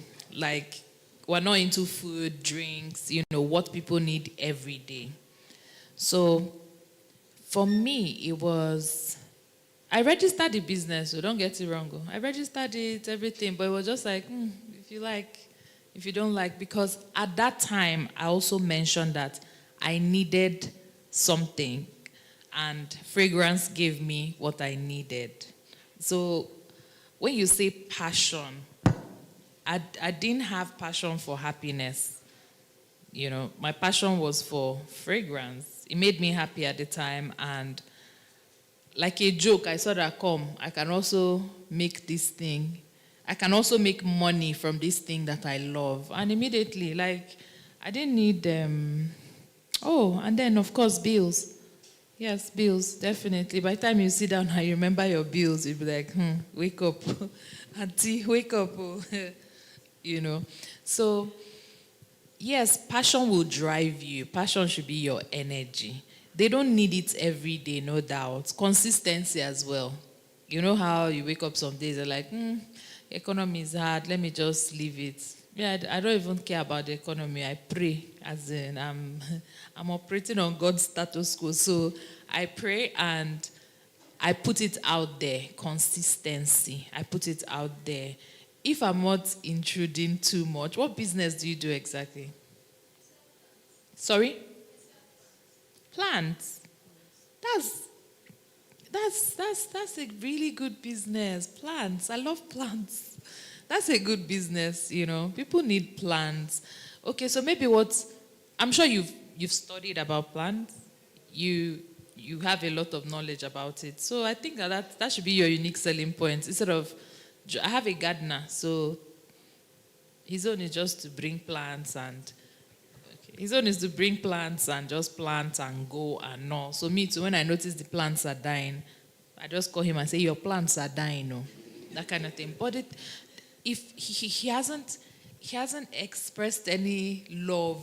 I like plants, funny enough, but he has not even educated me on the plants that he has kept everywhere. I don't know the importance besides just beautifying the place. So it would be nice if, you can incorporate that as well. Lemongrass. I know they sell lemongrass. So you tell us you tell us the benefits. You can drink it, having it around your area. It's also a mosquito repellent, right? Like all those kind of things will make, people tilt towards it. It's actually a need. I feel like it's a need even, Health-wise, I drink lemongrass. I like it, I drink it, It's a mosquito repellent. We have mosquitoes in Nigeria. It should even be something that sells like on a daily. So I feel like you should tilt towards like telling us about the plants. Oh, it's a purple rose. It does this. It, relaxes you. It does, you need to incorporate something that will make you unique in that line. And whenever people think plants, they're thinking you. I don't know if I answered your question well. Thank you. I'd like to add. So I'd like to add to that because we are in the design business. There's a lot of mix between art and design. And the difference between art and design is that design is providing a solution. So it's not enough for you to express yourself artistically. When you're designing, you have to actually solve the problem and meet the client's requirements. So the way we're trained, we're not trained like that. We're trained to just think of, they'll give you a brief, you'll do a design, and you'll be paid and you move on with your life. There's a difference between two people when they are pursuing their passions. You have to realize that. So I would say the difference between an architect or a designer and someone who is running a practice is like 0 to 100. The mindset shift from I'm a designer, I'm an artist, I'm creating, to I am running a business is completely different, the way you look at it. So you have to grow beyond being the person with the technical capacity to execute whatever you're executing, whether it's being able to garden or bringing up plants, to actually being the person who knows the next plants that are going to start trending, to who knows, like you said, those plants that you can market in a certain way, to know the kind of staff that you require, what's the minimum number of staff you need to run this business at a profit. That's the mindset shift, that I'm not just loving plants, but I'm actually running a business about plants. So you have to change that mindset from being the creator to actually being the sort of like almost like a manager, unfortunately. I know most creatives hate that idea, but really that is it. That's first mindset shift. Second mindset shift was, for me, was when I understood that my client or my customer was not there to serve me. It was actually the other way around.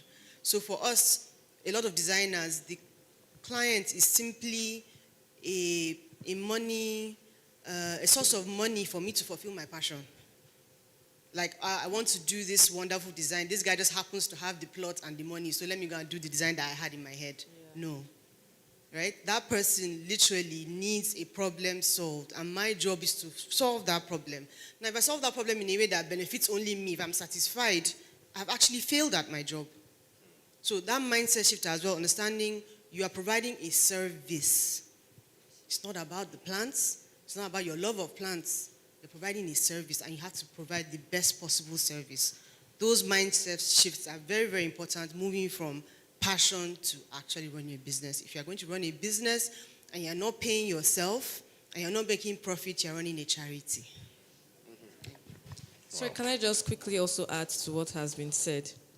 So how many of you here, you own a business, and deep down in your mind, whenever you think about your business, like you see yourself as someone who is providing solutions to a problem, and not just, oh, I started this business because I need to make money.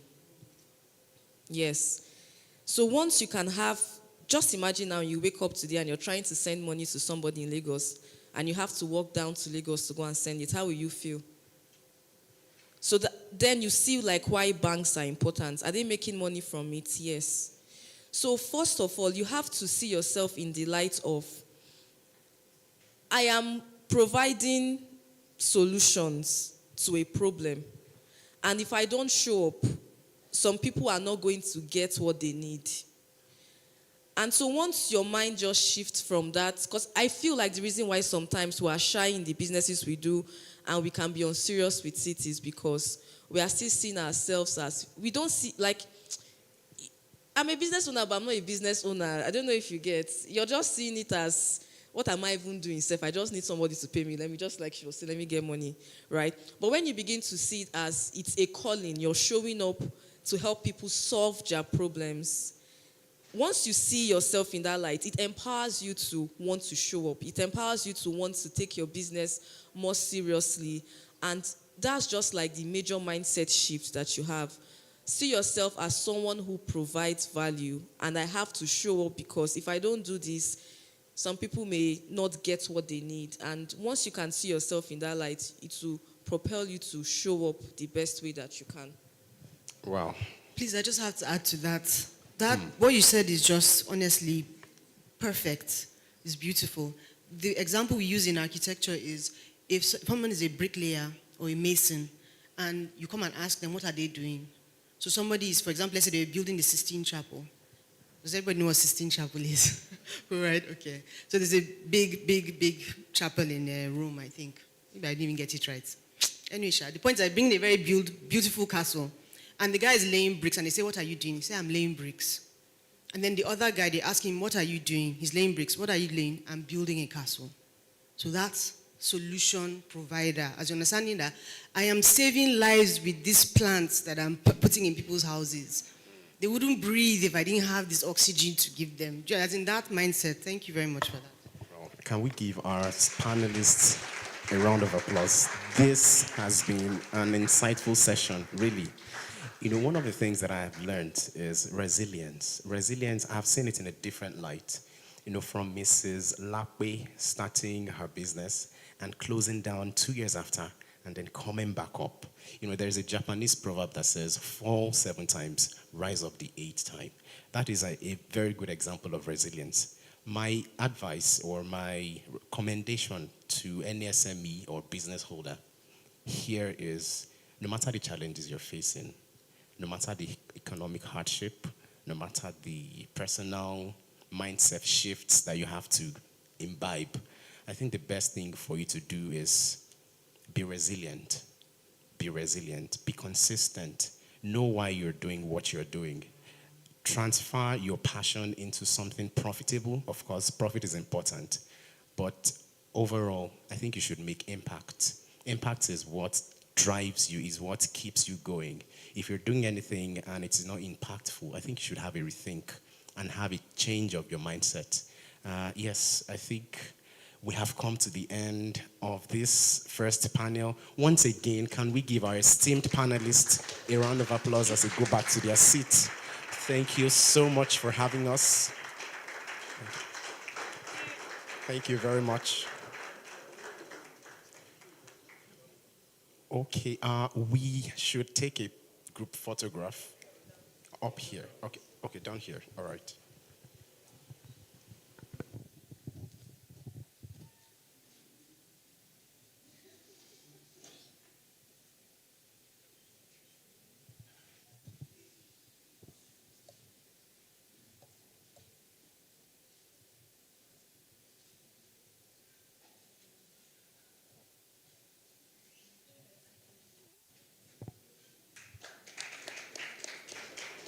Thank you for having me. Thank you for listening to the first panel session. And now I hand over to the host, Amaka.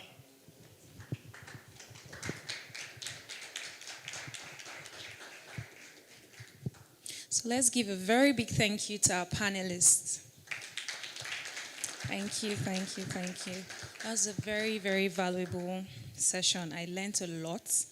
Like, from next week, my business people will not even see my back because I'm coming with serious strategies. So now we're going to take a break. Please let's remain seated. We have very light refreshment for you. This is the time to meet someone new, share your business card, tell somebody about your business. I don't know, you just might never tell. There might be somebody here that might be your customer or somebody that knows somebody that knows somebody. So let's use this time to interact with each other and just please remain seated. Thank you.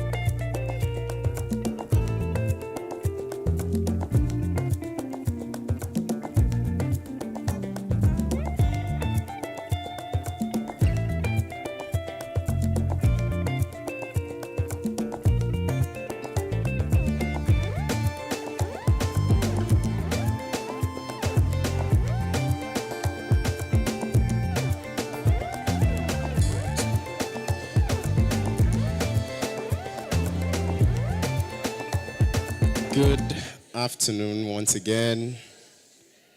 Hello. Hello, everyone. Good afternoon. Yeah, I am so sorry to break the networking session, but we have to go on in the program. Hello, do I have your attention? Okay, so before we move ahead in the program, how was the break? I hope you had something to eat. I hope you've met someone new. I hope you've met a potential client. Okay, before I call on Mr. NKEM, the convener of this conference, I would like to do an icebreaker again. So yes, don't worry, I won't call you. Okay, so an icebreaker. We all know we are here for an SME conference. And before a company grows to be what we all admire today, it all started as an idea. And, you know, through consistency and resilience, like the panel session we just concluded, it has grown to what it is. I would like to ask someone here, maybe just two people, if I were to ask you when you were 3 years old or 5 years old, what your dream job or your dream career would be, is it what you're doing currently? Let me just ask a few persons. Okay, I can't seem to pass through here, so I will go through this. Yes, just two people, max, or three. If I were to ask you when you were 5 years old, what your dream job would be, is it what you're doing currently? Hello, Ma.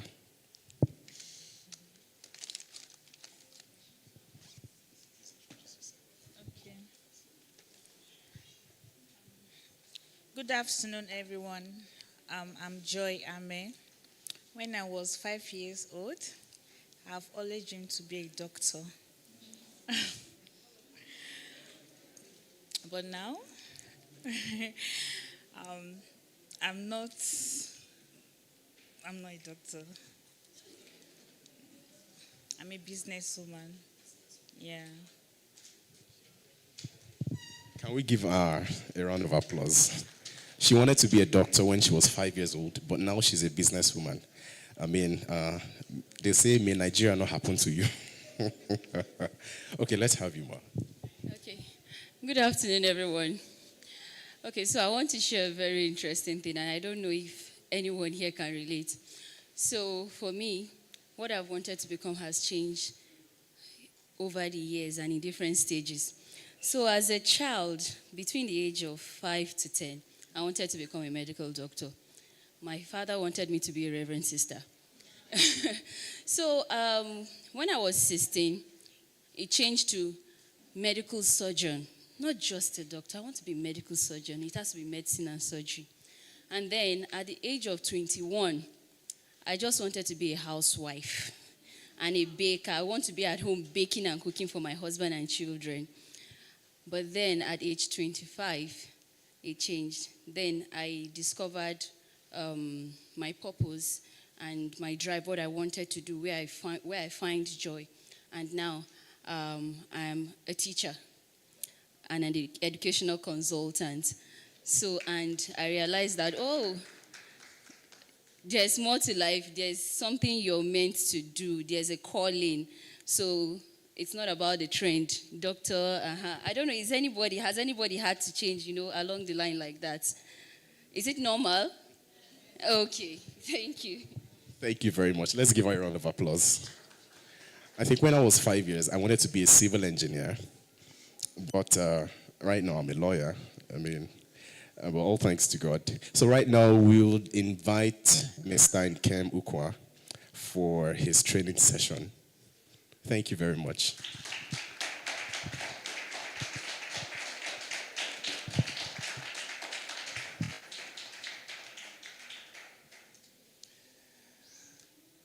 Good afternoon, everyone.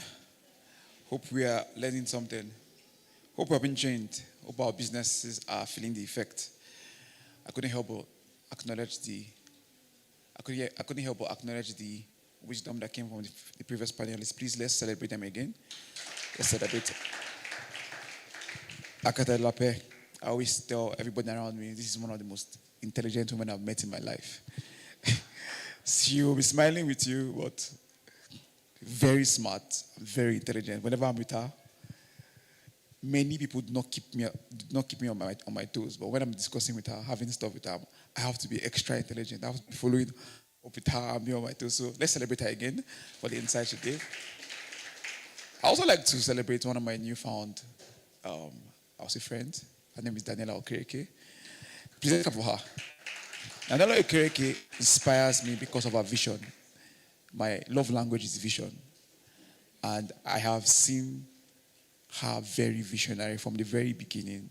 The first day she sent me a message, there was just a spark. You know when something wells up in you. Daniela has brought out not something from nothing before. I've watched her, I've listened to her. She hosted a very impactful conference a few weeks ago. Imagine conference. I was privileged to be the speakers there, and oh my God, it was beautiful. Please let us celebrate her again for the wisdom she brought into this place. She's a very wise woman, and she is filled with so much wisdom. I heard her speak in a conference, and just those few minutes she spoke, I knew how it has impacted me. Thank you very much for your presence. I really honor you. Thank you. All right, so we have a few sessions to go before we go to our last session. Then we call it a day. I want to teach you something that's very precious to me. When I found this, I never wanted to share it to anybody. But today I'll be sharing a secret. Live stream, maybe you just cut this part. I'm joking, please. Well, this is very, very emotional to me. You know when you find that gem, like, yes. So I have not only found this, I have exemplified it. When I was getting my mandate in life, what God told me was that, He said, show and tell. You will show people what this thing is, not to be theoretical, and you will tell it. You will speak about it. And I'm going to be speaking about it. But before I go into it, I'll try and give us a background I normally give to many businesses. What is a business? What is a business? Please, everyone, listen to me. Avoid every distractions. Thank you. What is a business? A business is an entity that buys and sells products or services to target audience with the intention of making profit. The most important aspect of what I don't explain to you right now is called profit. A business is driven by what? By profit. Am I communicating with you? So a business is an entity that buys or sells products to a target audience in the market with the sole intention of making profit. So you see, when the government wants to task your business, what did they come for? How much profit did you make? From that profit, they say, give me what? 30%. But when you visit an NGO, they don't want to know about profit. Do you get? It's not anything about profit because they don't want to make profit. But I've noticed that in many organizations, are we really existing for profit? Are we really working for profit? What are you really doing? Is profit in your mindset or passion? I'm in this for passion. I'm passionate about my business, but my business is not passionate about me. You said what? So business, intrinsically, business is driven by profit. What makes you a businessman is that you're profit-minded. I recently did a speech here this morning, and I said that in business, that an SME is a company of profit believers, profit-making believers. So what are the drivers of business? I'll give you 3 drivers of business. Business is driven by profit, not sales. The performance of a business is measured by what is left, not what you have, not what you have gathered. The performance of a business is, okay, if you made 50 million this year and made 1 billion this year, at the end of the year, you have 40 million naira profit. At the end of the year, I have 20 million naira profit. You have performed better than me. Even if I was so busy, even if I had all the whole clients in the world, if at the end of the day, what is left is less than what I have left, I have done better than you. Because business is driven by profit, not what? Not sales. Sales is important because profit is inside. Do you understand what I'm saying? What makes sales important is that what? I'm going to get profit from this. Business is driven by people, not sentiment. Business is driven by faithful men, not sentiment. I've always told people that your actualization of your vision will come from faithful men, not skillful men. If you're faithful, you'll be competent because faithfulness pushes you to increase your competence. This is not a HR class, but you hire the wrong people into your organization, it destroys everything. I have one of my clients here with me. We've shared this many times, Akitelape, how a wrong person has just kept you stable. Wrong partnerships have just made you stick in one point. So business is driven by what? Faithful people, not what? Not friends, not club and society. Oh, you're my guy. Don't worry, we'll do it together. No. Business and sentiment do not mix the way oil and water doesn't mix. Business is driven by results, not excuses. Dollars is 1,000 and what? 1,700 naira, right? 1,700 naira. Fuel is what? What was fuel last year by this time? Fuel last year was what? 400, right? 500. 645. So now that's almost times 2, right? Guess what? Guess what business is? Business does not care. Do you know what I'm saying? Business does not care about the excuse that you make. Is, Madam, Oga, what is your result? So business is driven by result-oriented people, not excuses. If there's a saying in the Bible, and it says that if you wait for the perfect weather, you'll be too late. Meaning that if you allow excuse to say, this is the reason why I've not started, this is the reason why I've not done this, you are too late. There are types of businesses, and I'll show you. I'll just give you 2, and then I'll focus on 3. First of all, it's called the dead business. I call it dead business. It's existing. How many of you have come into a business before and you're like, what's going on here? Have you gone to... Okay, let me explain to you. This one, some of you will know it. How many of you know people that their business depends on government contract? When for 8 months, you come to work, they won't pay your salary. How many of you have experienced this before now? That business depends on government contract. And the next thing, you just come there. And everything you sit down there and watch Netflix. You borrow money to pay transport money to office. And one day they pay you. How many of you have experienced this before? Please, am I speaking to human beings or chairs? You've experienced it before, right? So you see that it's called dead business. I call it dead business. It's just existing. It's just there. It's just free. There's nothing. There's no life in it. There's no push for it. There's no drive in it. There's nothing they are going for. It's just a dead business. Then what we call startup business. As we all know, startup business is a business that has started. You enter into the market with little or no funding or with adequate funding, and you begin to what? You begin to build that business. I call it what? Startup business. Then let's go into 3 business models that I'd like to show you in this lecture. One is called survival business. Survival business. How many of you have heard of one-man business before? You see, the issue of one-man business is not one-man business itself is not a problem. Every business is almost one-man business. So what's the definition? Please, who is the owner of how do I say who the owner of Elon Musk? Who is the owner of SpaceX?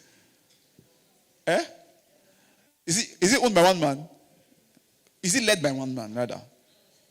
Is it It's not, is it led by one man, not owned? Is it led by one man? It's led by Elon Musk. Is there anybody like Mrs. Musk? Do you understand? It's led by who? It's led by who? It's led by Elon Musk, right? So it's called the survival business. Oh God, man. It's called the survival business. A survival business is a business. So let's define what a survival business is. Please let me welcome one of my treasured clients, Miss Dr. Owen Oji. Please let's clap for her. Thank you. So survival business. A survival business is a business where the founder of the business operates the business in order to survive, to make ends meet. Now, please follow me. Meaning that the person is leading the business so that the person can survive. So your business is a means to an end. Your business is for your survival. Your business is created so that you can have food on the table. Your business is created so that you can eat. It's called survival business. What causes survival business? What causes survival business is startup. When you start a business, especially with no funding, what happens to you? You're very, very aggressive. Any small thing, you want to ensure cash flow. Because the moment cash stops flowing, the business is dead. So because cash to business is blood to human being. So every time, what are you doing? How many of you can relate? Like for 2 days, for 1 week, nobody buys any product from you. You're trying your best to make this money comes in. So guess what? That event that operates in your life in startup phase kind of spoils you. If it spoils you, because before that startup phase, there was a guy that had a vision. There was a guy that had a dream. Do you understand? So when you enter into the business, that spirit of entrepreneurship allowed you to be aggressive to ensure cash is flowing. Now, guess what? You were trying to survive, which is not a problem. But it is a stage you will reach. It's called survival business. And that's the issue with one-man business. One-man business is not the problem. It is survival business that's the problem. So I am trying, in survival business, with my employees, I'm trying to keep you so that you can do the work, so that I can be able to pay my rent, so that I can be able to pay my staff, so that I can be able to what? To do many things. You are in a survival business. You are in a survival business. Meaning the business. Let me give you a test to know if you're a survival business. If you have $1 billion in your account, you have all the cars in the world, you have everything to you that you ever need, what will wake you up in the morning? Would you still go to work? If nothing will wake you up in the morning, your business is a means to your needs. You are motivated by bills. You are motivated by the luxury of life. So a survival businessman is going to operate his business like, okay, you know what? I want to make this money so that I can. Are you hearing what I'm trying to say? I want to make this money so that what? I can be able to buy a car.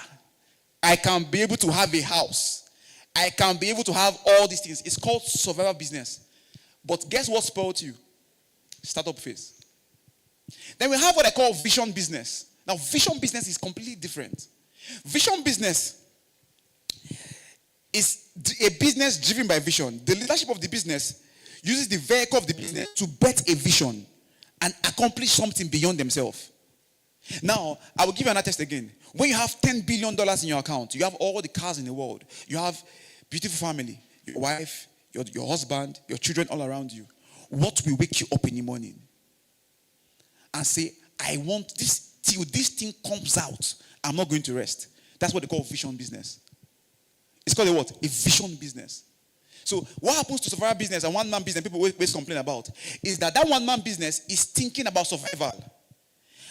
Because of survival, the business plateaus. It cannot just plateaus. Even though you make $1 billion as a survival man, your business will still be plateauing. But a vision man can make $1 billion in February and is not sleeping the next day. Okay, but I'm asking you a question. What is Dangote doing? Have you asked yourself that question? What is going on? Guy, calm down. Why are you busy refinery? You were the richest man in Africa. Calm down. What is he doing? I'm asking you. There's something he's going for. Do you get what I'm saying? So you discuss with all these trailblazers of businessmen, you see they have a vision. So what is a vision? So vision is what makes vision business. I define vision. Vision is a picture in your heart. Vision is a picture in your heart. Vision is a picture in your heart that compels you to bet it into the material world no matter the cost. Vision is a picture in your heart. Now that picture in your heart compels you to bet it into the... So please permit me to... my speakers permit me to be to open you up a little bit. Dr. Oyin here, I met her long ago. She did not start the business. because of money. I was there, said in NKEM, I want to boost the the black skin confidence. I want to do, if this is not going to work, this is why I want to do this thing. I was discussing with Architect Lakpe, said in NKEM, legacy. I can say it in my dream. Afrocentric, energy efficient, and sustainable design. I can say it in my dream. That is what every day, at the end of the day, guess what? Even vision business holders get tired sometimes. Like, oh my God, what am I doing? How many of you have felt it before? Like, what is it? But guess what? After you don't shake up, you know what? You wake up in the morning, you can't sleep because vision is pushing you. So a vision business is that picture in your heart. That once you look at it, once it's not in reality, you cannot rest. So everybody, guess what?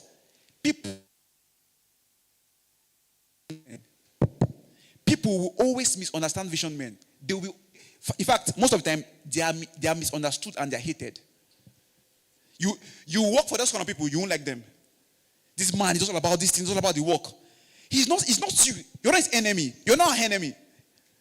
It is the vision. So if you align to the vision, you will see that you will become their friend. When you misalign, they will aggressively what? You see them very aggressive with you. You think it's you. No, they love you. How many of you have experienced this?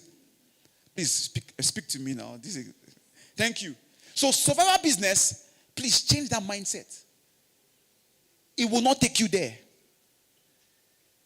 Change it. I want to just do this thing. Guess what? Vision will bet those needs and meet those bills and exceed it. Because at the end of the day, if all those things come and you rest, you didn't have vision. You were just serving yourself. You were serving yourself. Then there's what we call the next business, which is the main topic today. Oh, I can't believe that I'm sharing this secret. This is one of the trade secrets in my life. It's called seed business. SEDD.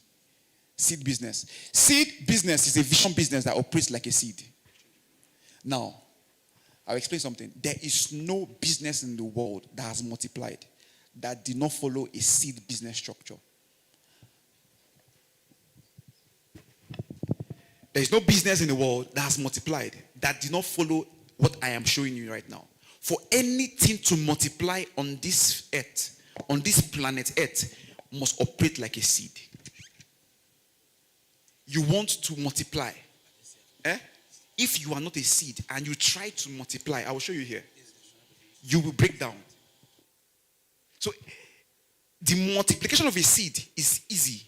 But when you try to multiply without being a seed, what happens? It's called addition. You're not multiplying. Meaning that the same energy to produce this, you apply that same energy. And you find out that it's not sustainable again. One will fall or one will crash. A seed business, I'm revealing it to you here. I think this is the first time in your life you might have heard this statement before. So I will show you what the seed business structure is. And I will show you how I got about seed business. All my wisdom in business and helping businesses, I must confess, comes from the Bible. So I'll show you how I got the seed business model. Genesis 26 verse 12. Let's open it. Sorry, I'll read it. I'll read it. Thank you. It says, Isaac, please. There was a man called Isaac, a very handsome man. Isaac sowed seed in the land.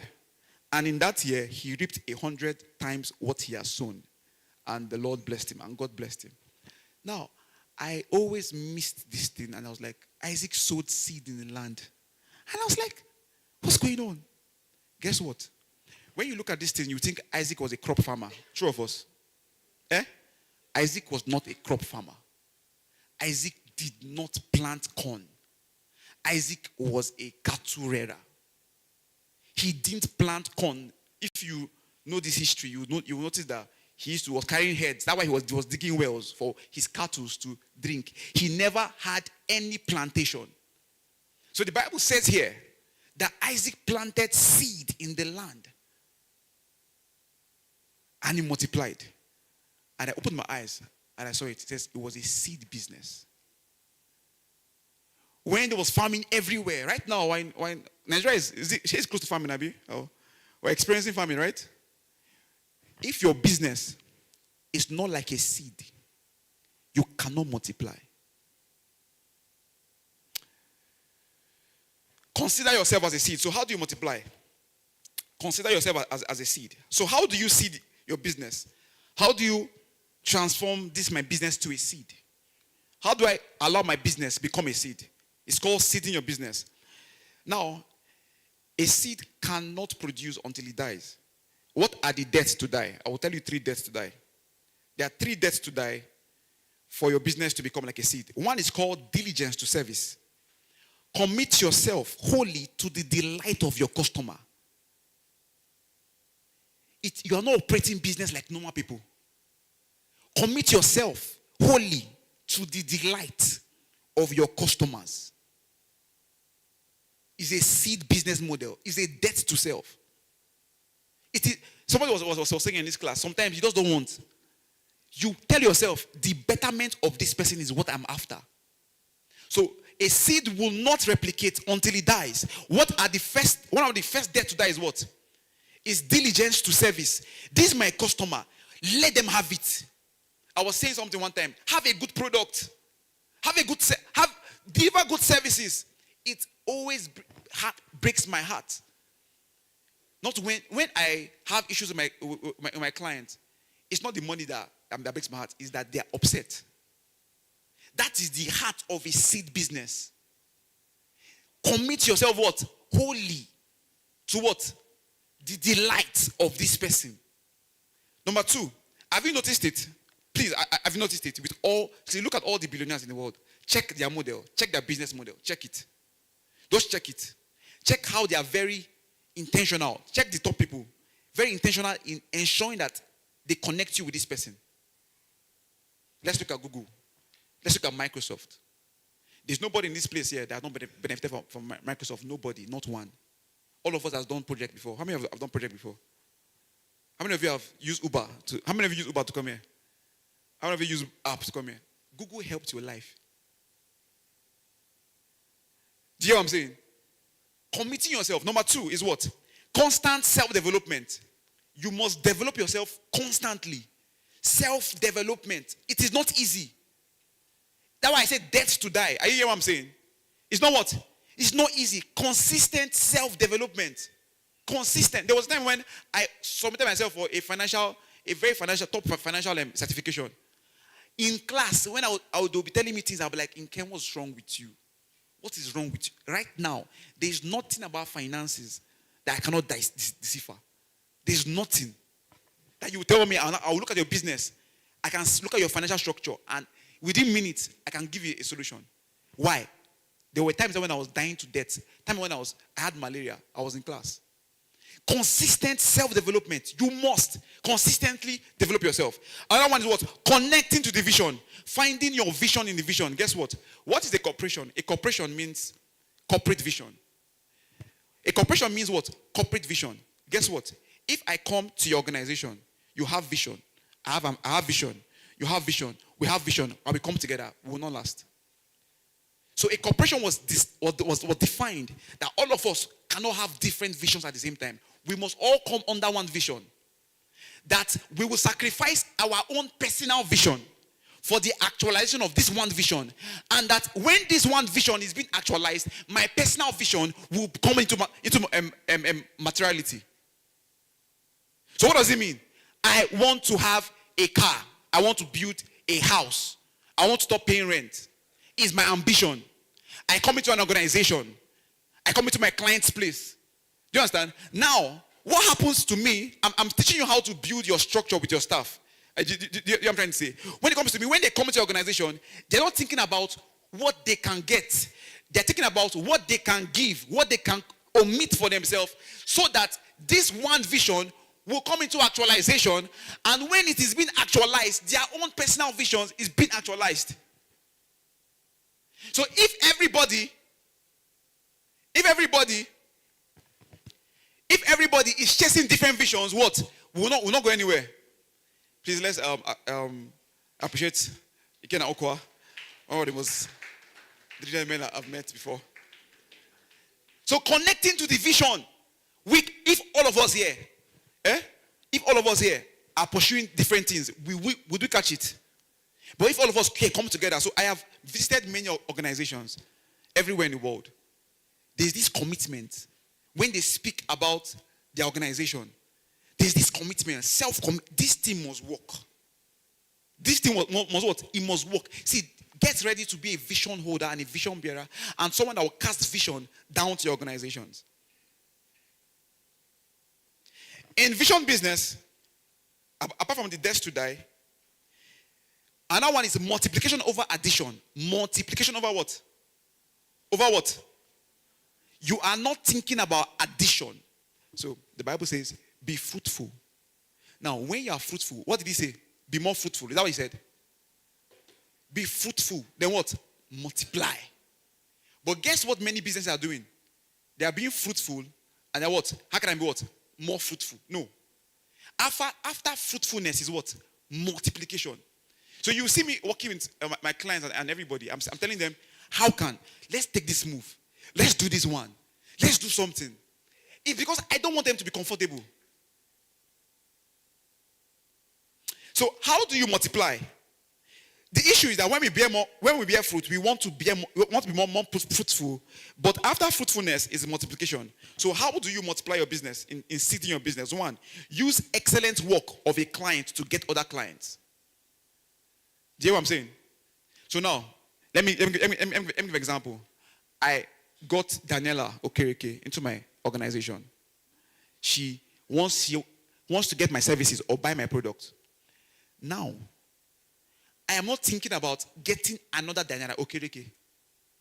I'm thinking about how will I serve Daniela Okereke in a way that because of my excellent service, do you get? She will multiply me. She will start referring me. Do you hear what I'm saying?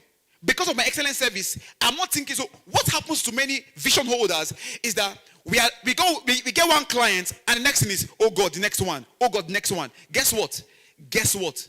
Inside your client is your client.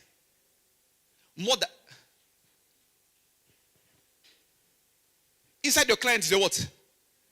Inside your client is your client. I have many stories to tell about this situation. Even I've met many people here in this place. I didn't meet them by them calling me. Somebody called their name for them. Aktalape here was Mr. Antonina. Excellent service. Dr. Owen here was Chinoso Ibuchi. Ikena here is my brother, so.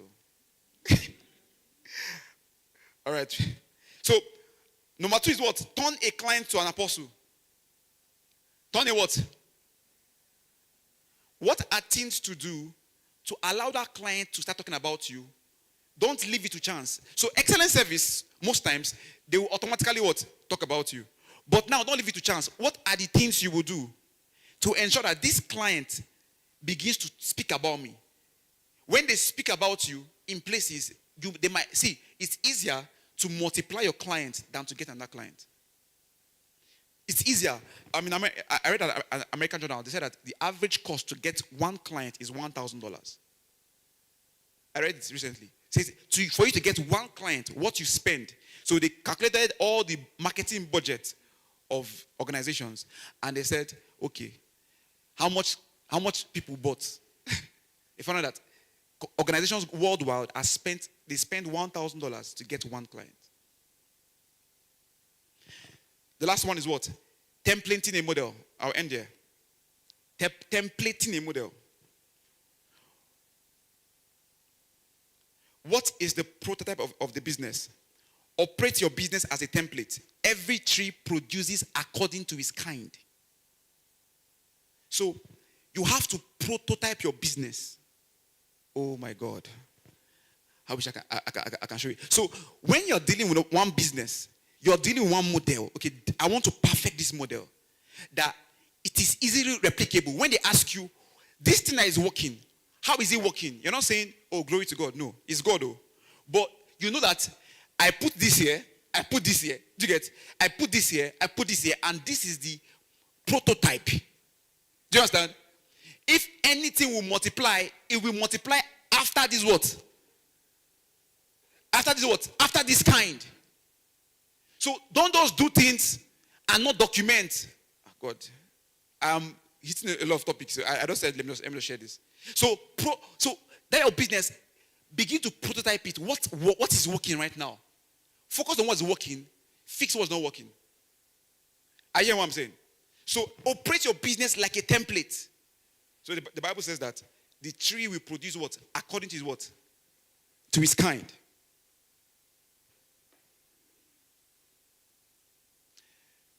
Be strong on culture. Be strong on what? Culture. I will end with this. I will end by saying this. Any business without culture cannot be replicated. Any business without a defined culture cannot be replicated. And the person that sets the culture in a business is the vision holder. It's not anybody. This is how see, whether you like it or not, your business has a culture.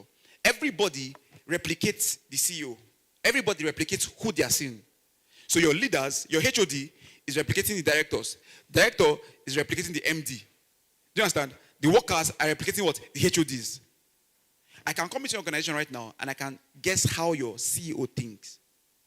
So if I come and I see you being harsh with me, not being friendly with me, I'm like, there's something wrong here. Be strong on culture. Culture is what we call workplace culture. Every role has its robe. Every role has its robe. By the grace of God, I'm a husband.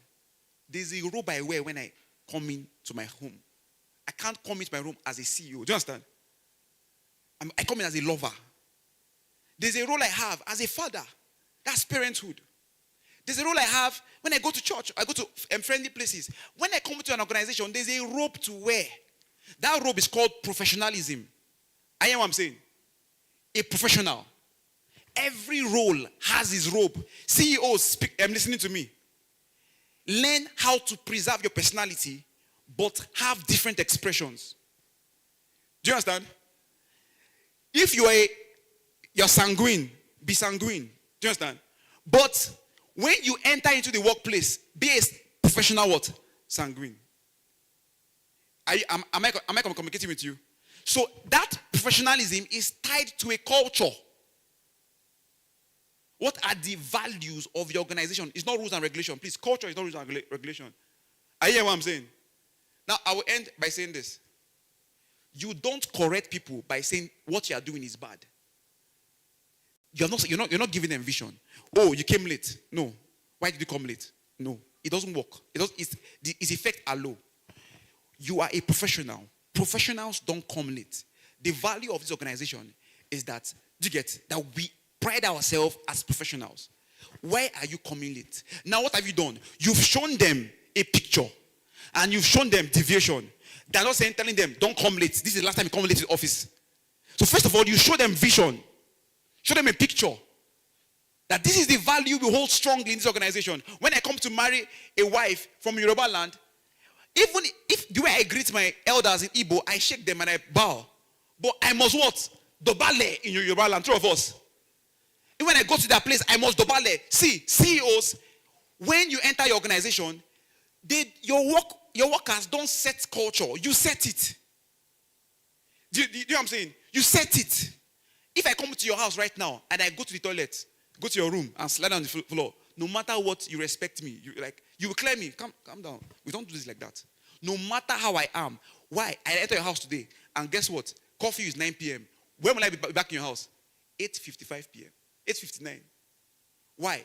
You are the setter of culture in that house. When CEOs listening to me, when you're building your organization and you want to seed that business, you have to be a culture shaper. You show values that this thing is my house.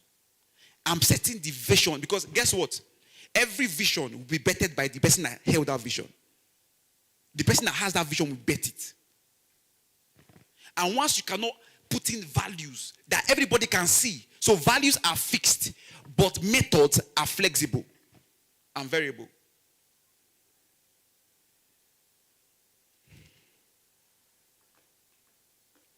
I've come to the end. I've not come to the end of my lecture, but I have to end right now because of time. I would love to give you, please clap for me, clap for me. Let me give you opportunities to clap for me. All right. So I would like to. So we'll be moving towards the next panel session, which is the last event for today. And permit me to invite the moderator for this session, Hosanna. Okay, let's clap for her.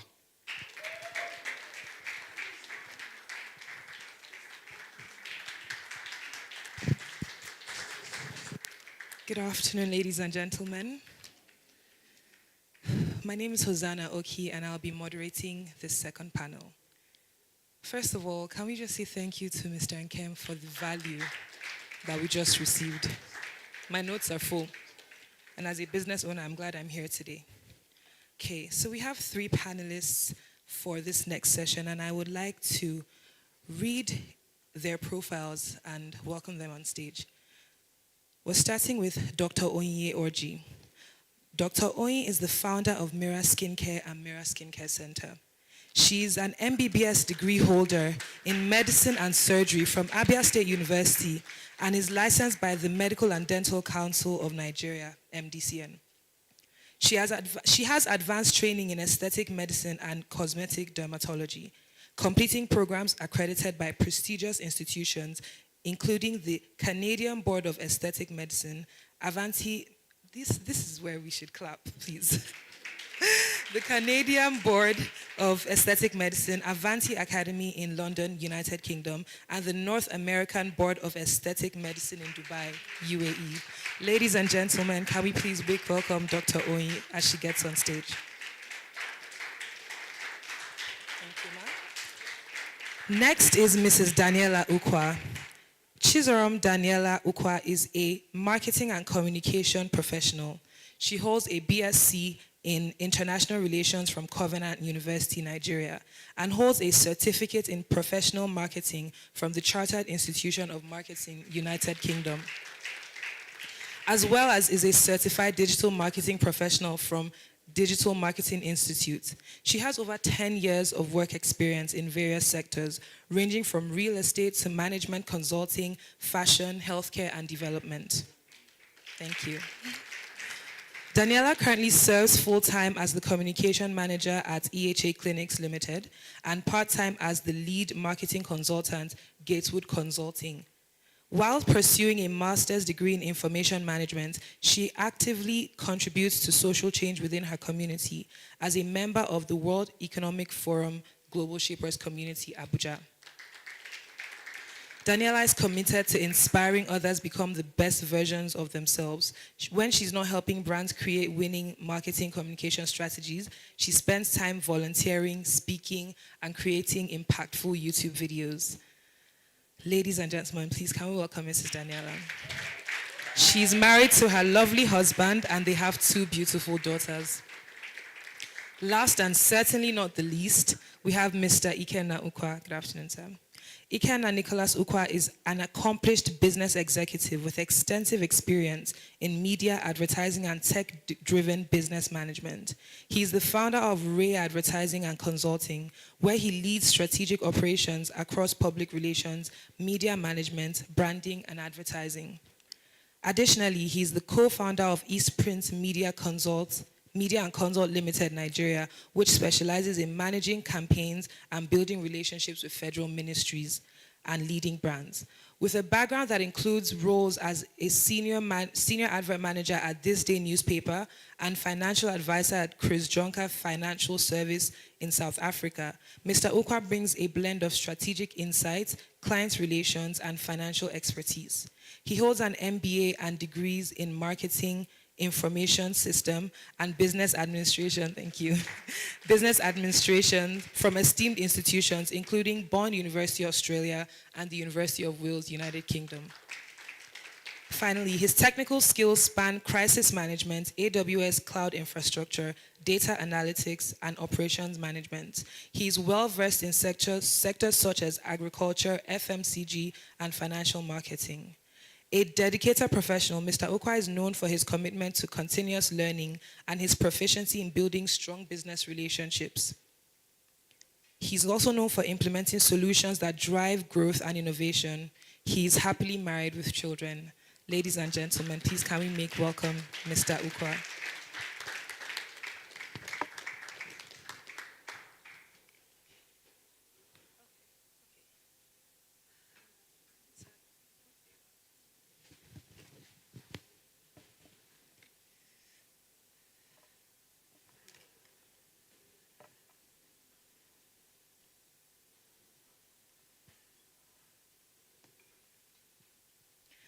Okay, sir, I would like to start with you.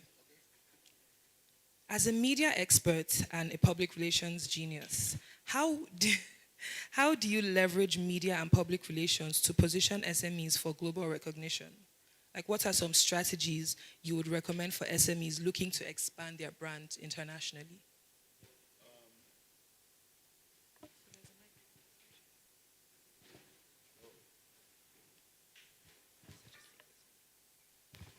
Hello. Firstly, I am a businessman, and fortunately, I have just endowed into the media space. I don't know in the earlier sessions if we explained what SMEs are and what roles that they play for the economy. We have already done that, right? Okay. For an SME in Nigeria that wants to go global, you have to have a concise, clear message on what clients or what potential clients that you want to have. So your message needs to be clear, short, and actually precise. And you need to know the actual target niche market that you will wish to sell your services to. This message has to now be in line with your strategic vision. So you have to make sure that your vision, your mission matches with your goals of achieving to reach the potential clients. So you have to state what you stand for, and you have to be able to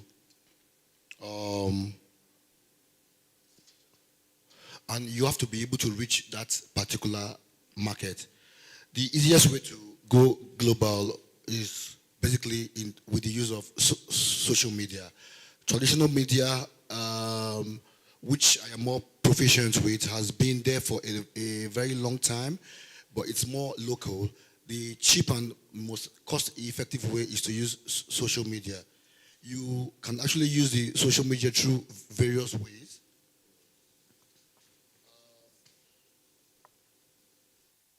These ways include digital marketing, email marketing, participating in international events, sponsoring of international events, building your newsletters, and various other ways. Thank you. Thank you very much, sir. Dr. Oye, I'd like to ask you a question still in this line. How were you able to scale your brand as a skincare brand from not just Africa, but Nigeria globally?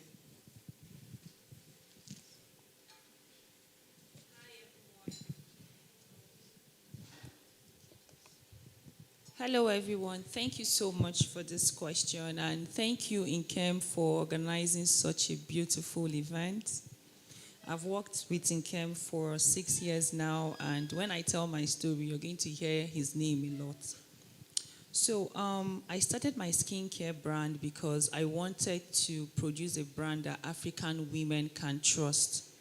So I had a lot of friends that used products in the past, and they had issues with their skin, like stretch marks. And back then, 6 years ago, before I started my brand, rarely African brands, they never write the ingredients they use for their skincare products. So I wanted to launch a product that people can trust And I was very transparent with the products we use to make the brand, which are all medical grade products. So it wasn't easy starting at first. At first, I started with skincare and I had a pharmacy and a home care store, but I wasn't really passionate, you know, because I loved skincare, and the pharmacy and the home care store wasn't something that made me wake up every morning to go to work. So eventually I said, you know what, I need to go and get certification, because I realized that some skincare conditions, you needed to combine products and treatments to get very good results. So I went and got all the certifications in the UK, Canada, and Dubai. And then I started the skincare clinic here in Abuja. So I'm going to be sharing some points that I used to scale my business globally. First of all, I had to get the right certification for my product here in Nigeria, which is NAFDAC. It wasn't easy, but we had to put everything in place. They were very strict, and eventually we got our NAFDAC number. That brought honesty and trust to my business. Then secondly, I had to get a very good PR company. That was when I was introduced to NKEM, Gatewood consultancy firm. We had a plan, and he was able to help me execute my plan. You cannot scale globally if you don't have the right team. You need a great team. A team that is focused and that can help you realize your dreams. Because there is one thing to think about doing something, and then do you have the means to activate that plan? Is very important. So from day one, make sure you have the right team. Packaging. I had issues with my packaging at the beginning. So when I shipped my product for the first time to the United States, I lost over 30% of my products. I cried so much, you know, but that taught me something. I went back and repackaged my products. Then I had to get stoppers, you know, I added it to the bottles and the containers, so that next time we don't have spillage. And that was how we're able to sort that problem. Then shipping. I realized that shipping from Nigeria to America, it costs a lot. So sometimes when clients see the shipping cost, they are discouraged to place their order. So luckily for me, I have family in the United States. So I got a stockist there using my sister. And I shipped my products to her house, and then we're able to do local shipping. So that way, when you place your order on our website, within 3 days, you have the order at your doorstep. So that really, really helped to scale my business globally. You know, so shipping is a major concern, because without that, shipping rates then, when dollar was still normal, not now, dollar is going crazy. It was like 60,000. So you can imagine how much it will cost now. So if you want to scale globally, you have to try and get a stockist outside the country. It really, really helps. And, you know, making money in dollars is sweet. So I think it's something everybody should think about doing. Then I got an attorney to certify my business there in America. It's very important, because you don't want to be liable or have litigations because your company is not properly set up. You know, America and Nigeria, they are two different things. So we're able to put that in place, and it really helped us to scale our business globally. Digital marketing, that's where NKEM comes into play. He taught me a lot about digital marketing. I had no idea what that thing was. But what I've realized with digital marketing, you don't need to, you know, maybe you're not like the social type. You don't need to be nice to people, you know, so they can come and patronize you. No, just showcase yourself online. Once they trust your brand, because what I've realized is that friends will not really patronize you when you start a business. They would not. So how do you get that clientele? Online, digital marketing is very important. And the beauty about digital marketing is, with as little as 2,000, 3,000, you can run an advert on Instagram. So you can decide to run maybe 1,000 naira every day, and it will convert. as long as you have a product people trust, it's very important that you have a sellable product, because if your products are not good, you're wasting your money. There is no point. If you're selling hair and your wig is the fake wig, wigs that don't last, of course, clients will not come back. If you're selling clothes and it's low quality clothes, you're not going to get returning clients. So as long as you have a sellable product, once you advertise digitally, you're going to get response. Then referral. Word of mouth is the best way for your business to be successful. I do not joke with my clients. I don't joke with my customers, because without my customers, I will not be where I am today. So you have to make sure that you never, you keep improving. Because some people, once their business scale up, they now start reducing their standards. No. Keep improving. As long as you're doing the right thing, people will tell their friend. If your friend tells you, go to Mira, buy their product, it worked for me. Once you come there, you're not going to ask any questions, because your friend referred you. So word of mouth helped me to scale globally. And remember, we have Nigerians all over the world. We have Nigerians in America. We have Nigerians in the UK. So once your business is doing well here in Nigeria and you want to scale globally, it's still your Nigerian clients that will tell their friends and relatives outside the country about your product. So you're already even having customers before doing advertising like marketing and digital marketing as well. Then influencers as well. I used a lot of influencers when I started, but I realized that you don't need to start with the big names, Just start with, at the beginning, I'll give you free products for services. So I give you a free product, and then you send me videos, and I can use it to post on my social media handles. Then gradually, as the business was making money, I started using popular names, And one thing that worked for me was I always made sure that the influencers use my products. Because if you pay them money to advertise and they're not using the products, they will not do offline marketing for you. When people ask them, that product, does it work? They'll be like, I don't know, I just collected their money, I'm just advertising for them. But when they use the product and it works for them, they will do both online and offline marketing. So with all of this, it was easier. I was very favored. It was easier for me to scale globally, because from day one, like I said, I had a solid foundation. I had a great team. I was working with a very good consultancy firm, Gatewood consultancy firm, and we're able to have a solid foundation for me to soar in my business. Thank you. All right, thank you so much, ma'am.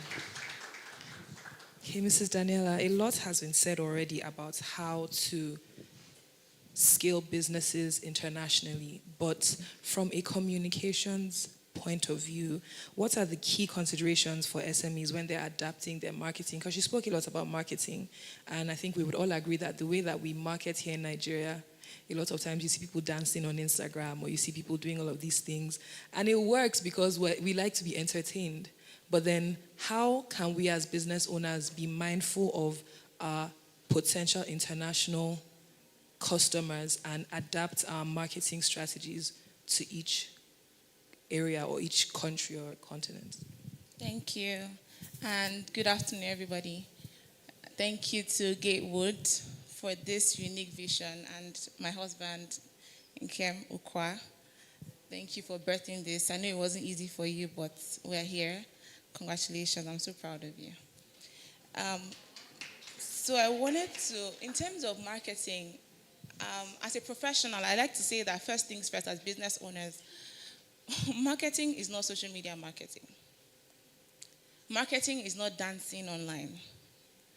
Marketing is building a strong and unique brand identity that can meet the needs of your customers. So at the core of marketing is meeting the needs of your customers.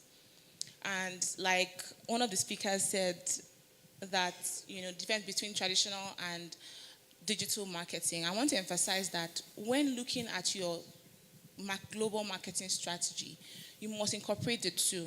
And I know that for small and medium, scale enterprises, most times, the first thing you think about when you want to start a business is, I need to do what? Open an Instagram page. I need to get a website. But how many of us actually think about, I need to draw up the vision for my brand. I need to figure out who I want to cater to.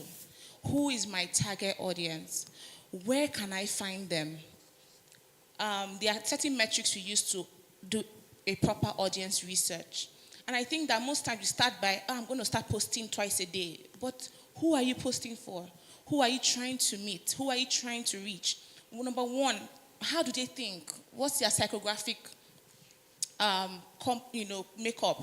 What's their lifestyle like? Where can I find my customers? On what platforms? So for you, you're probably starting a research company. Your number one platform might not be Instagram. Instead, it probably be what? LinkedIn.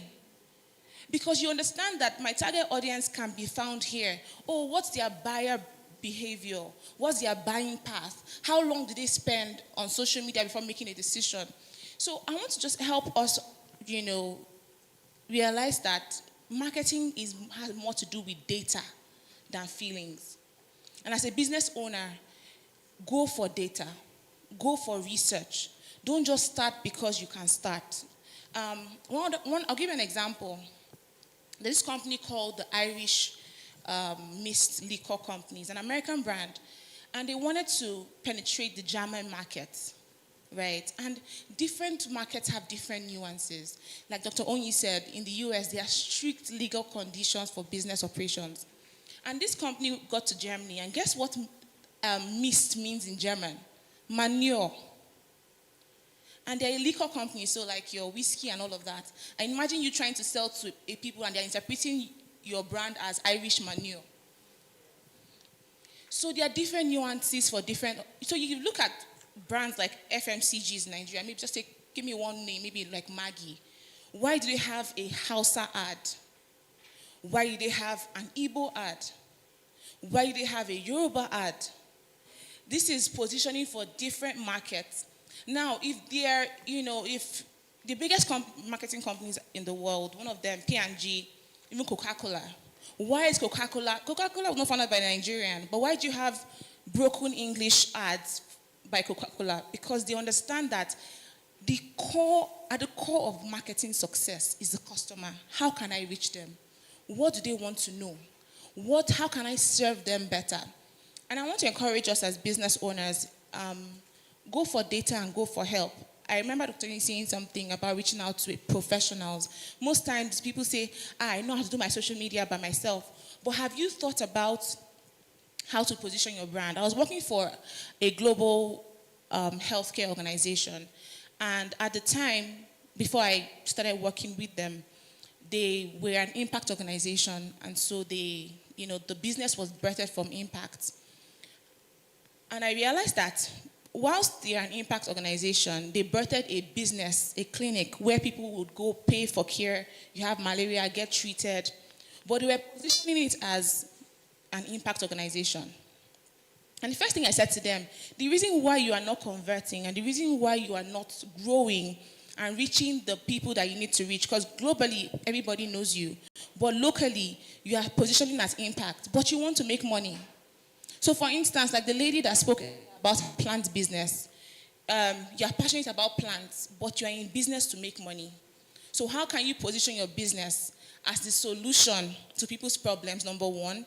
Number two, how can you position your business as as something worth paying for? I give another example, real estate as well. I was working with a luxury real estate brand, and we had a diffusion brand. For the real estate brand, our nomenclature, so nuances, nomenclature, and scaling different markets. We don't say, come and buy a house for the luxury brand. We say what? I think you need to invest in this. Because if you are putting in more than 100 million naira into a house, it's an investment. It's not something that you just go pick money from the floor, So we're telling them, come and invest in this. This is why you need to invest in this, right? And then when we had the diffusion brand, which was, lands and then maybe 10 million and below, 15 million, what do we say to them? You can become a homeowner with just 2 million naira. Because that is what people in that category, that's understanding their cycle. How do they think? Where do they live? What are their aspirations? So you have to do your research and tailor your messaging to cater to the individual markets that you serve and the markets you are looking to penetrate into globally. Thank you. Thank you very much, ma'am. Okay.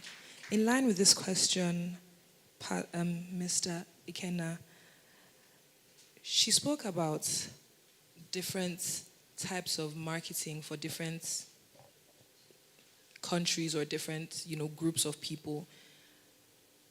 And I know that there's a role that crisis management and PR has to play in that, because Dr. Oyin also said one of the things that she did was get a good PR team, because as an international brand, you need good publicity. So, sir, can you explain to us how a brand can, first of all, have good PR internationally? What are the things that they need to look out for?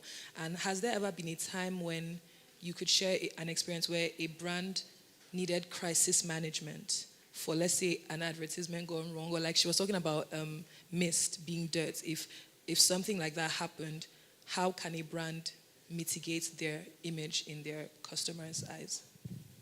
Thank you, sir. Thank you very much. Crisis management is actually a good service that every consulting firm needs to have. It's very essential because most companies, there must be challenges that will definitely arise. And the easiest and fastest way to control a negative perception is to act immediately. You have to act immediately. But before you act immediately, you always have to be proactive. You always have to expect that a challenge will arise in the future. The first thing is to act immediately, then be accountable for the mishap that has happened. And then you reassure other stakeholders on ways that you want to improve so that there won't be a reoccurrence. I think I will just give two quick examples. One of my friends who is my client, he owns a hospitality business. Mistakenly, I think they lodged in a fraudulent person, 419 person in his organization. I mean, in his hotel. And the news just spread around like, oh, this particular hotel is known for hosting criminals. But the way that we attacked that immediately was to send out a message on Instagram to all, and like a personalized message to all our clients, stating that yes, there was an instance of someone actually in the hotel who was a fraudulent person, and yes, we made a mistake, but we will make sure that that doesn't occur next time. How are we going to make sure that that doesn't occur next time? We are going to train our staffs properly. We are going to put better security checks. And we will also create a communication platform where clients can easily reach us, owners, on ways that we can improve our services. That alone gave our clients and other stakeholders a reassurance on ways that we are not going to make such mistakes. I think that is one example that I can say. The other example, anyway, I think, let me just give one for now. So that's it for now. I'd like to contribute to that. Thank you very much, Mr. Ikenna. I think that no matter what size your business is, please have a crisis communication plan. And also have a media and publicity representation plan. Have you ever witnessed somebody speaking on behalf of a brand, and the brand comes to say, this person works for us, but we can't vouch for what the person said? So one of the things that you should have, no matter if you have one person in your business, two people in your business, You must educate them on media and publicity. Who is authorized to speak on behalf of my organization? If we are walking on the street and Arise TV comes to you and says, oh, you work here, can you tell us about this? What's their first response? Oh, can I refer you to XYZ? It can be your CEO, it can be your marketing and communications team. But people need to know that they can't just open their mouth and represent your brand anywhere, especially with the digital environment that we are in. Now, speaking of crisis communications plan, so you have to think about it. What are the possible crises that can evolve for my business? If I'm a skincare brand, can people, start to say things about my product being fake or my product having expired? If I'm in the hair industry, can people say that, oh, my hair is not valid? So think about the possible scenarios so they are not reactionary. Because like Mr. Ekena said, you have to act fast. But if you act fast without having prepared, you might flop on it again, right? So please think about it, think it through. What are the possible crises that can occur?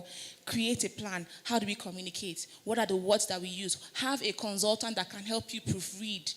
It's just like the school that had, the issue of the school and the incidents with the death of children. That's huge crisis communications right there. So they needed a professional. They even got a lawyer to write and respond to the public on their behalf. So please, SMEs, take it seriously, plan for it, and all the best. Thank you. Thank you, ma'am. Dr. Oye, we're about to pivot just a little bit. How would you describe your transition from being a housewife to running a global skincare brand? Sorry. Oh, so sorry about that. How would you describe your transition from being in the medical field or whatever your line of work was prior to starting the business? How would you explain that transition? Could you please share your journey with us? I'm so sorry for the mistake, Thank you so much for this question. I'm a medical doctor by profession, and I've never done business in my life. Proud to starting my skincare line. So like I said earlier, I just needed something that African women can trust. I wanted to produce a skincare brand that is trustworthy and honest with the ingredients they use to produce their products. So that was why I decided to go into skincare, because prior to that, I had friends that used some brands and they had stretch marks and a lot of issues with their skin. So that was why I decided to go into the skincare business. I invested in myself, made sure that I had the right certification, because you cannot run a business if you don't know what you're talking about. You have to invest in yourself. You have to learn. You have to take courses, because like in my field, skincare is highly innovative. They have new techniques, new technology, new methods coming out every single day. So I made sure that I invested in myself before I now scaled through. And it has been a wonderful journey, but not without difficulties. The first year, I won't forget, we made only 3 million naira in 12 months, from January till December. But guess what? I was the highest noisemaker on Instagram. In fact, I'm sure people will be shocked that I made only 3 million. Every day I was posting, Mira Skincare, the best, sold out, even when we're not sold out too. I kept on saying sold out, just to hype myself. So you have to believe in yourself. You have to learn how to market your products. Nobody will market that product for you. So eventually, when we opened the store, because it was an online business in 2018, so when we now opened the physical store in 2019, the business got better. We started having more clients. I remember my friend came to see me. She has a business, and she was telling me how she makes sales of 500,000 every month. In my mind, I'm like, wow, people are making money in business. God, when will it be my time to make money? But now, I don't want to say how much I'm making, but God is faithful. But I did not get to that place in one day. It was consistency, patient, doing the right thing, having the right product, and also being the face of your brand. I can't talk about skincare and I have acne all over my face. I look horrible. You'll be like, this doctor, go and take care of yourself before you sell products to me. You can't talk about selling hair and when people see your hair is not properly laid. You can't talk about selling maybe clothes, shoes, and you always look unkept. So you have to be the face of your brand and learn how to market. Me, if you enter my office, when I draw a treatment plan for you, you will pay. Because the way I will explain those treatments for you, be like, doctor, I cannot wait to pay. I want to just get this treatment right now because of the way I will market those things to you. So you have to learn to be a marketer. And before you can get to that, you must believe in yourself. Believe in your products. Believe in your business. Because if you have low self-esteem and you don't believe in what you're saying, how are you going to convince people to invest in you? How are you going to convince people to buy your products? So believe in yourself and above all, trust God. Be prayerful, because for me, prayers works. Because prayers gives you grace, favor, and speed that man cannot give you. Once you have God on your side, when you have favor and speed that comes from God, you're not the only one doing that, but it's only God that can make you have that speed and grace in your business. And then above all, have a good team, have a great team. And that was how I was able to transition my business to what it is today. Thank you.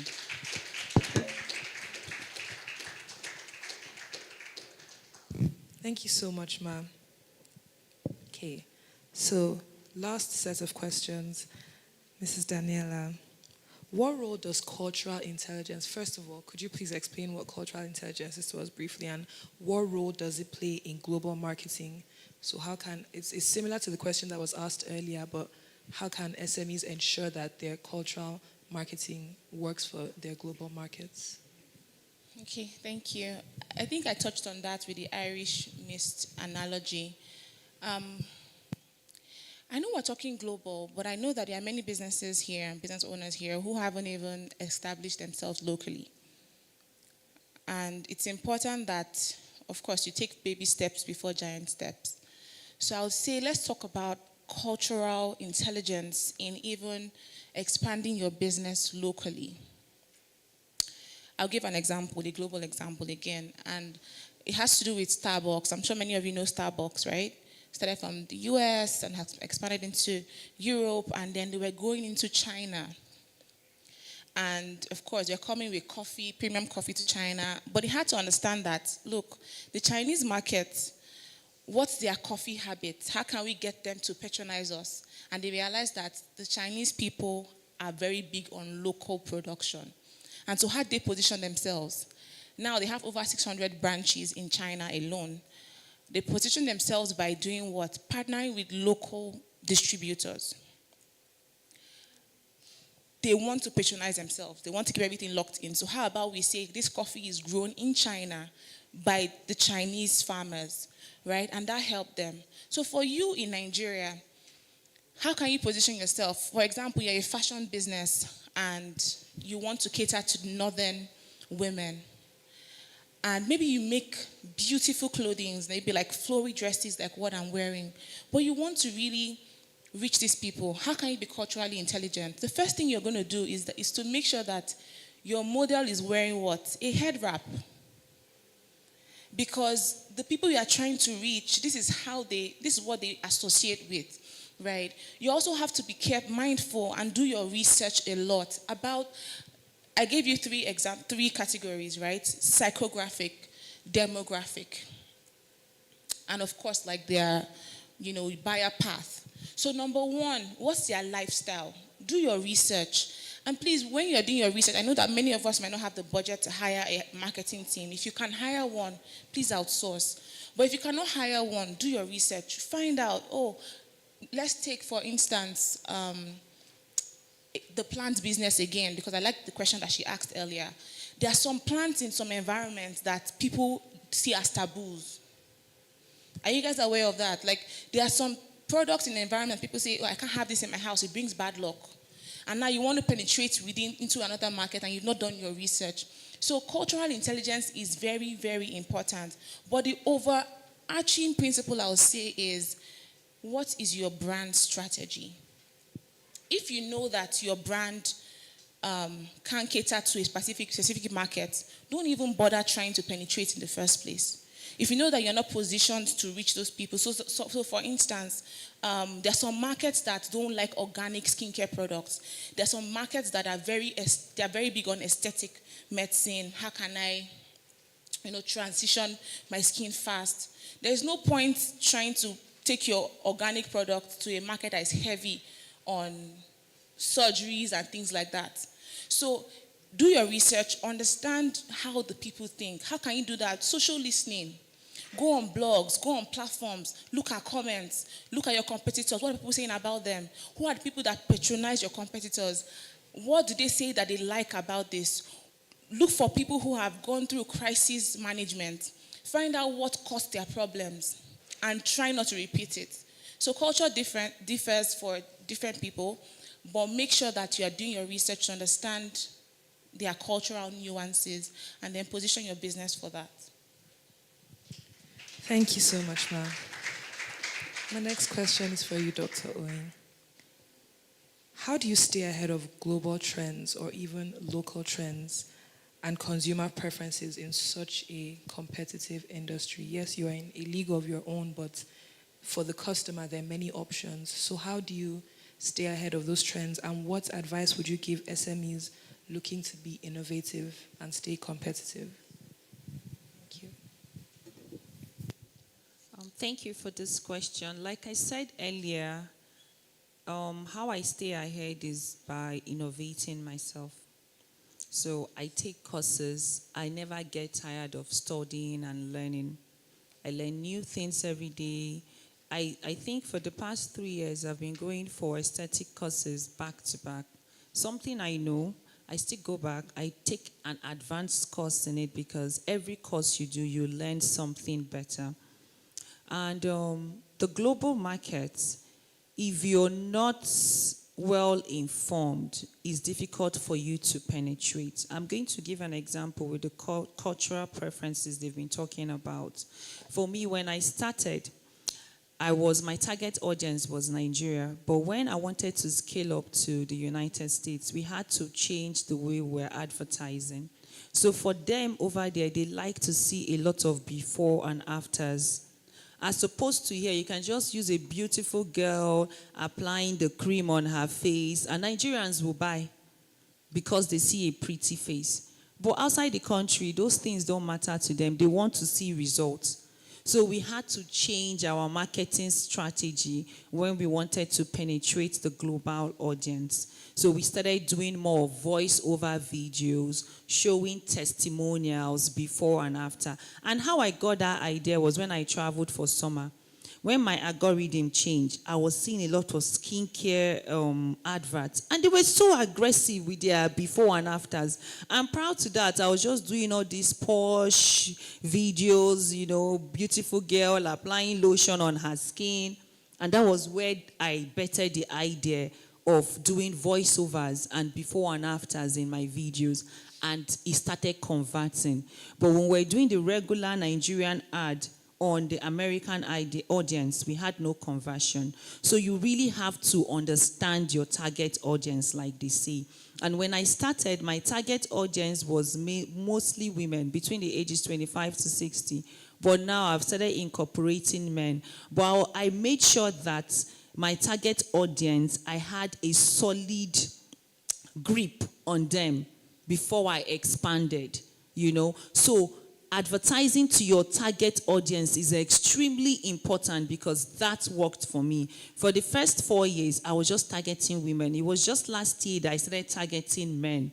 And guess what? The women were the ones now bringing their husbands, their boyfriends, their brothers, and all of that. So always have your target audience, because if you're advertising, your target audience is a woman and you're using men to do your adverts, of course, no woman is going to watch that advert. So it was very important.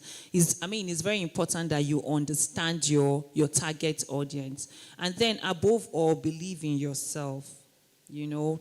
believe in what you're doing, keep innovating, keep reading, keep understanding the market, and hopefully you will get there someday. And Rome was not built in a day.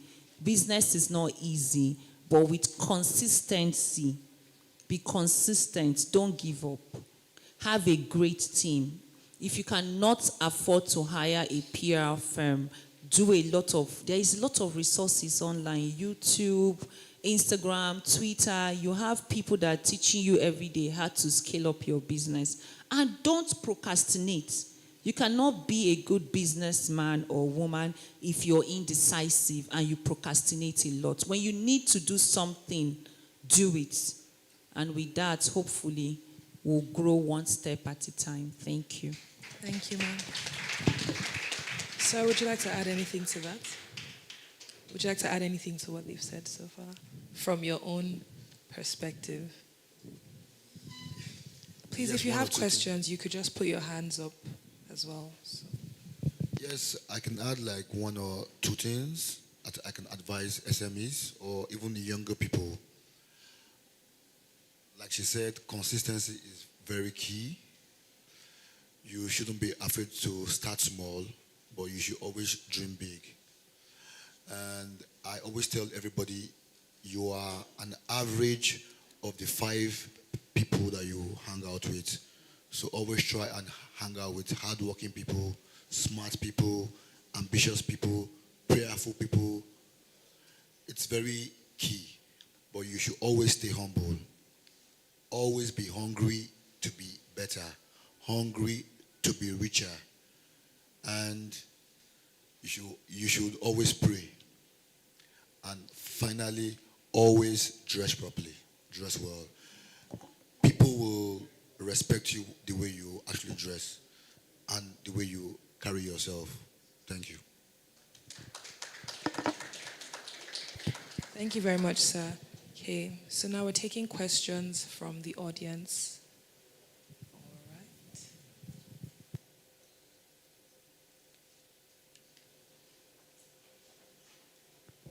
Hi everyone, good afternoon.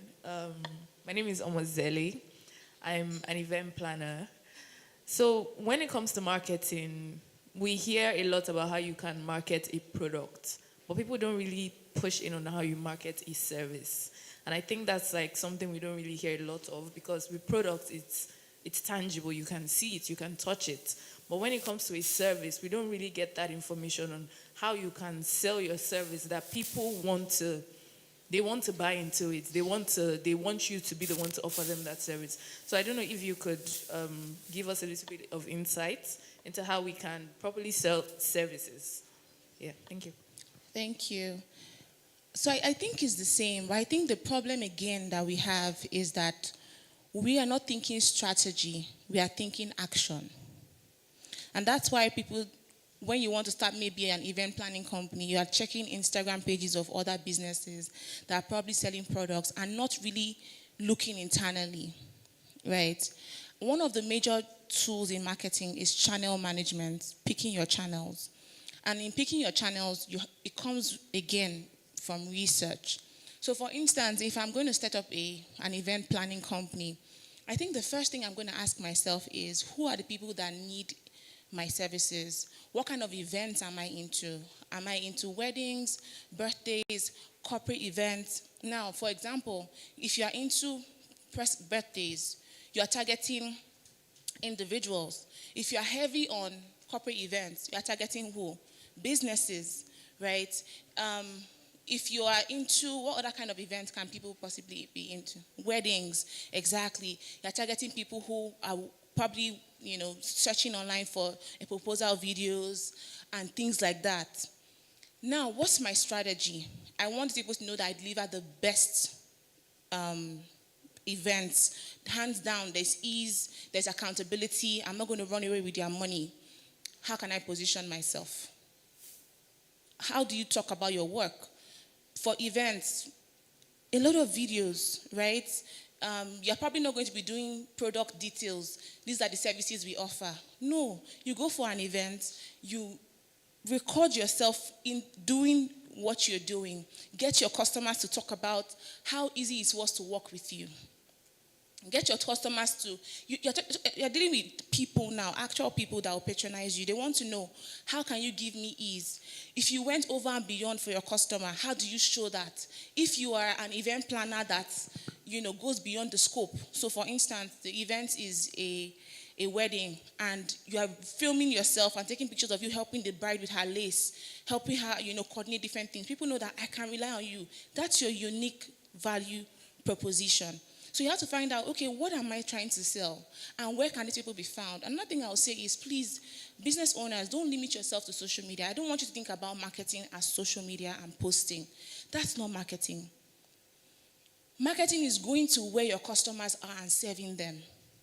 For instance, if people want to search for event management companies, or they are looking to make a decision, maybe so there are 5 stages of the buyer's journey. There is the awareness stage, there's the interest stage, where some people don't even know that they need an event planner. They just feel like, I'm going to do a birthday. And they see a video talking about how I got an event planner, and this helped me out, and I saved money on vendor cost. Now that's the stage where you know that, okay, I need an event planner, but then that's the interest stage. Now at the interest stage, what are people looking for? More information. Where are they going to go to? They are going to go to the search engine. They're going to search. They're going to look for content. Should I use an event planner for my naming ceremony or should I not? You see blog posts on using an event planner versus planning by yourself, right? And then there is the consideration stage. Then I say, okay, now I know I really need an event planner and I'm considering to hire an event planner. What do they want? They want more information. And they start searching hashtag event planners in Abuja, event planners in Lagos. Now, for these different journeys, there are different platforms. For instance, if you want people to just know about your business, there are different platforms and tools. These mostly videos, mostly talking about us. This is what we do. Now, in consideration phase, where people are trying to actually make a decision, you are helping them with information that can give them like concrete information on whether to purchase or not. And then for the conversion stage, where people are actually going to book you, maybe book a consultation with you or pay money, people are very, strict with their money and rigid with their money. What do they want? They are going to have to find out, okay, how many people have purchased from this person? They're going to Google reviews. How many of you have Google My Business set up? And your reviews, you have up to 5 stars here. There are different channels and different ways people can reach you. How many of you are actually populating blog posts on your page? Because what happens in the search engine result page is that when people search for something, only relevant content comes up to the top. And you're focusing on Instagram and other meta platforms, forgetting that Google is the #1 search engine. How are you optimizing your business to be found anywhere in the world? So, for instance, you're in Nigeria, everybody's posting their events, but you are thinking and saying, the vision of my business is to actually cater to international events. And you are writing your blog on how to event planners to work with for global conferences. That's the blog post. And maybe you list top 5 event planners and you put yourself as #2. Right? You have to think about it. Different platforms. Forget that social media is great, but think about the many other ways you can reach the people that you want to reach and many other ways you can actualize your vision for the future. Hope that helps.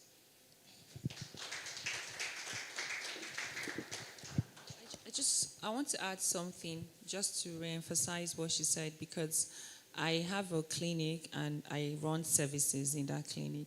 So for me, what really helped was, like she said, testimonial videos.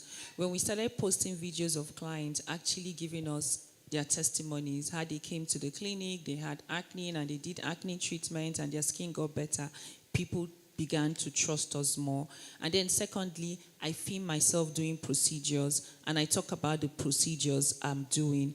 Initially, I didn't want to be out there, but I realized that when I started doing it, because of the tips I was giving out, people trusted the brand more because they could put a face to the brand.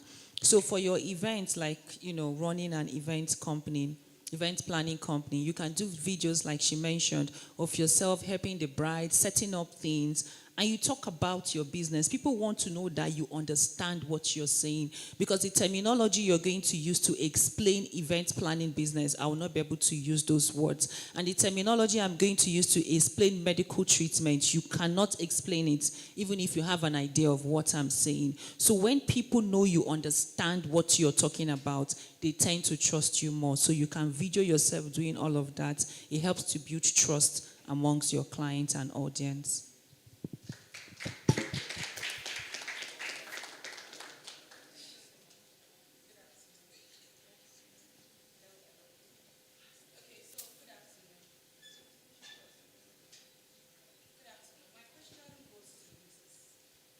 My question, sorry, good afternoon. My name is Folawewo. I'm a massage therapist. So, like what she said about services, we don't get enough talks on how to deliver services. Now, Mrs. Daniela, you spoke about cultural intelligence, and I spoke about. Now, according to the business I run, it's kind of difficult because demographically, psychography and the bypass. One, I first would like you to explain more of what you mean by the bypass. And second, according to what I do, what did you think, how best did you think I could, make my business bigger with psychography and demography? I hope you understand me, please. Okay. Thank you. Gladly do it for free. I'll gladly, because we're here to help businesses. So when I said customer buyer journey, buyer path, it's also called like the behavioral analysis, behavioral, like how do they behave? For instance, you're a massage therapist, right? It's a service again. Like for services, what you think about is the experience. People are thinking about the feeling, like what did they get? What feelings did they get from you when they patronize your business? So you want to sell an emotion. You want to sell an experience. So when I want to come for a massage, one of the things that people, aside the actual skill set of the therapist, is the ambience. How calming is it? How well do you take care of your environment? What intentionality do you put in? What songs, like the speaker in the previous panel spoke about curating scents. What scents you ensure? So for instance, if I was going to position my business as a therapy business, I'm not going to say we do massages. I'm going to talk to you about the thought that I put into the business. So for instance, in my form, I'll probably put, how are you feeling today? So for instance, field, one of the things they do as triaging is to ask you about your mental health now. At least in the clinic I work, they ask you, do you have anxiety? Do you have any problems? Because they want to actually cater for the whole man. So for you, in your form, before people book your service, you can include something. How are you feeling? How have you been feeling lately? Why do you need a massage? Right? And then the person tells you that I've been stressed, I've been, traveling, and this is why I need a massage. That's you relating to your customer. How can you now project your service to other people to make them know how intentional you are? And you can talk about how that. Before you come into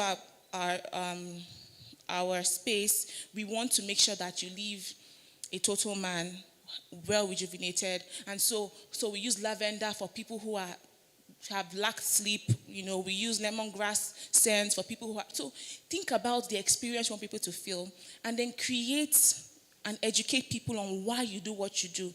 Now, this is also going back to strategy versus action. People buy into visions. Your customer is going to buy into the vision of your company, and not just the fact that you render. Everybody can render a service. Anybody can massage. But why? What distinguishes you? What's your unique value proposition? Hammer in on it. Emphasize on it. Think of innovative ways to communicate that. Right? And then, of course, customer testimonials. And in testimonial giving, one of the things that I do is I personally, if I do any documentary or testimonial videos, I particularly curate what I want the interviewee to say. I don't just leave it to you, say, give me a testimonial about the business. I think about it. What was this person's experience, and what do I want to emphasize in this interview? So for instance, if there was a woman who came into the clinic and before she came into the clinic, her daughter was falling ill all the time, and other clinics would probably give her antibiotics. And when she came into AJ clinics, she realized that there's something called antimicrobial resistance, where you have taken so much antibiotics and your body is now resistant to antibiotic treatment. Now, I'm not going to tell her, how was your experience at AJ clinics? She's going to tell me, oh, they were very nice to me. No, I'm going to ask her about what did she learn about antimicrobial resistance and how did it help her daughter improve. And she's going to then talk about how before then she had gone to 4 different clinics and they had prescribed antibiotics without actually doing the regular diagnostic tests. Now, with that interview, I'm specific because I know who I want to reach. I want to reach mothers. I want to reach people who don't know about antimicrobial stewardship. I want to reach more people who would believe in the healthcare system of Nigeria and actual diagnostics. So please, for people in business, curate your testimonials based on what you want to emphasize.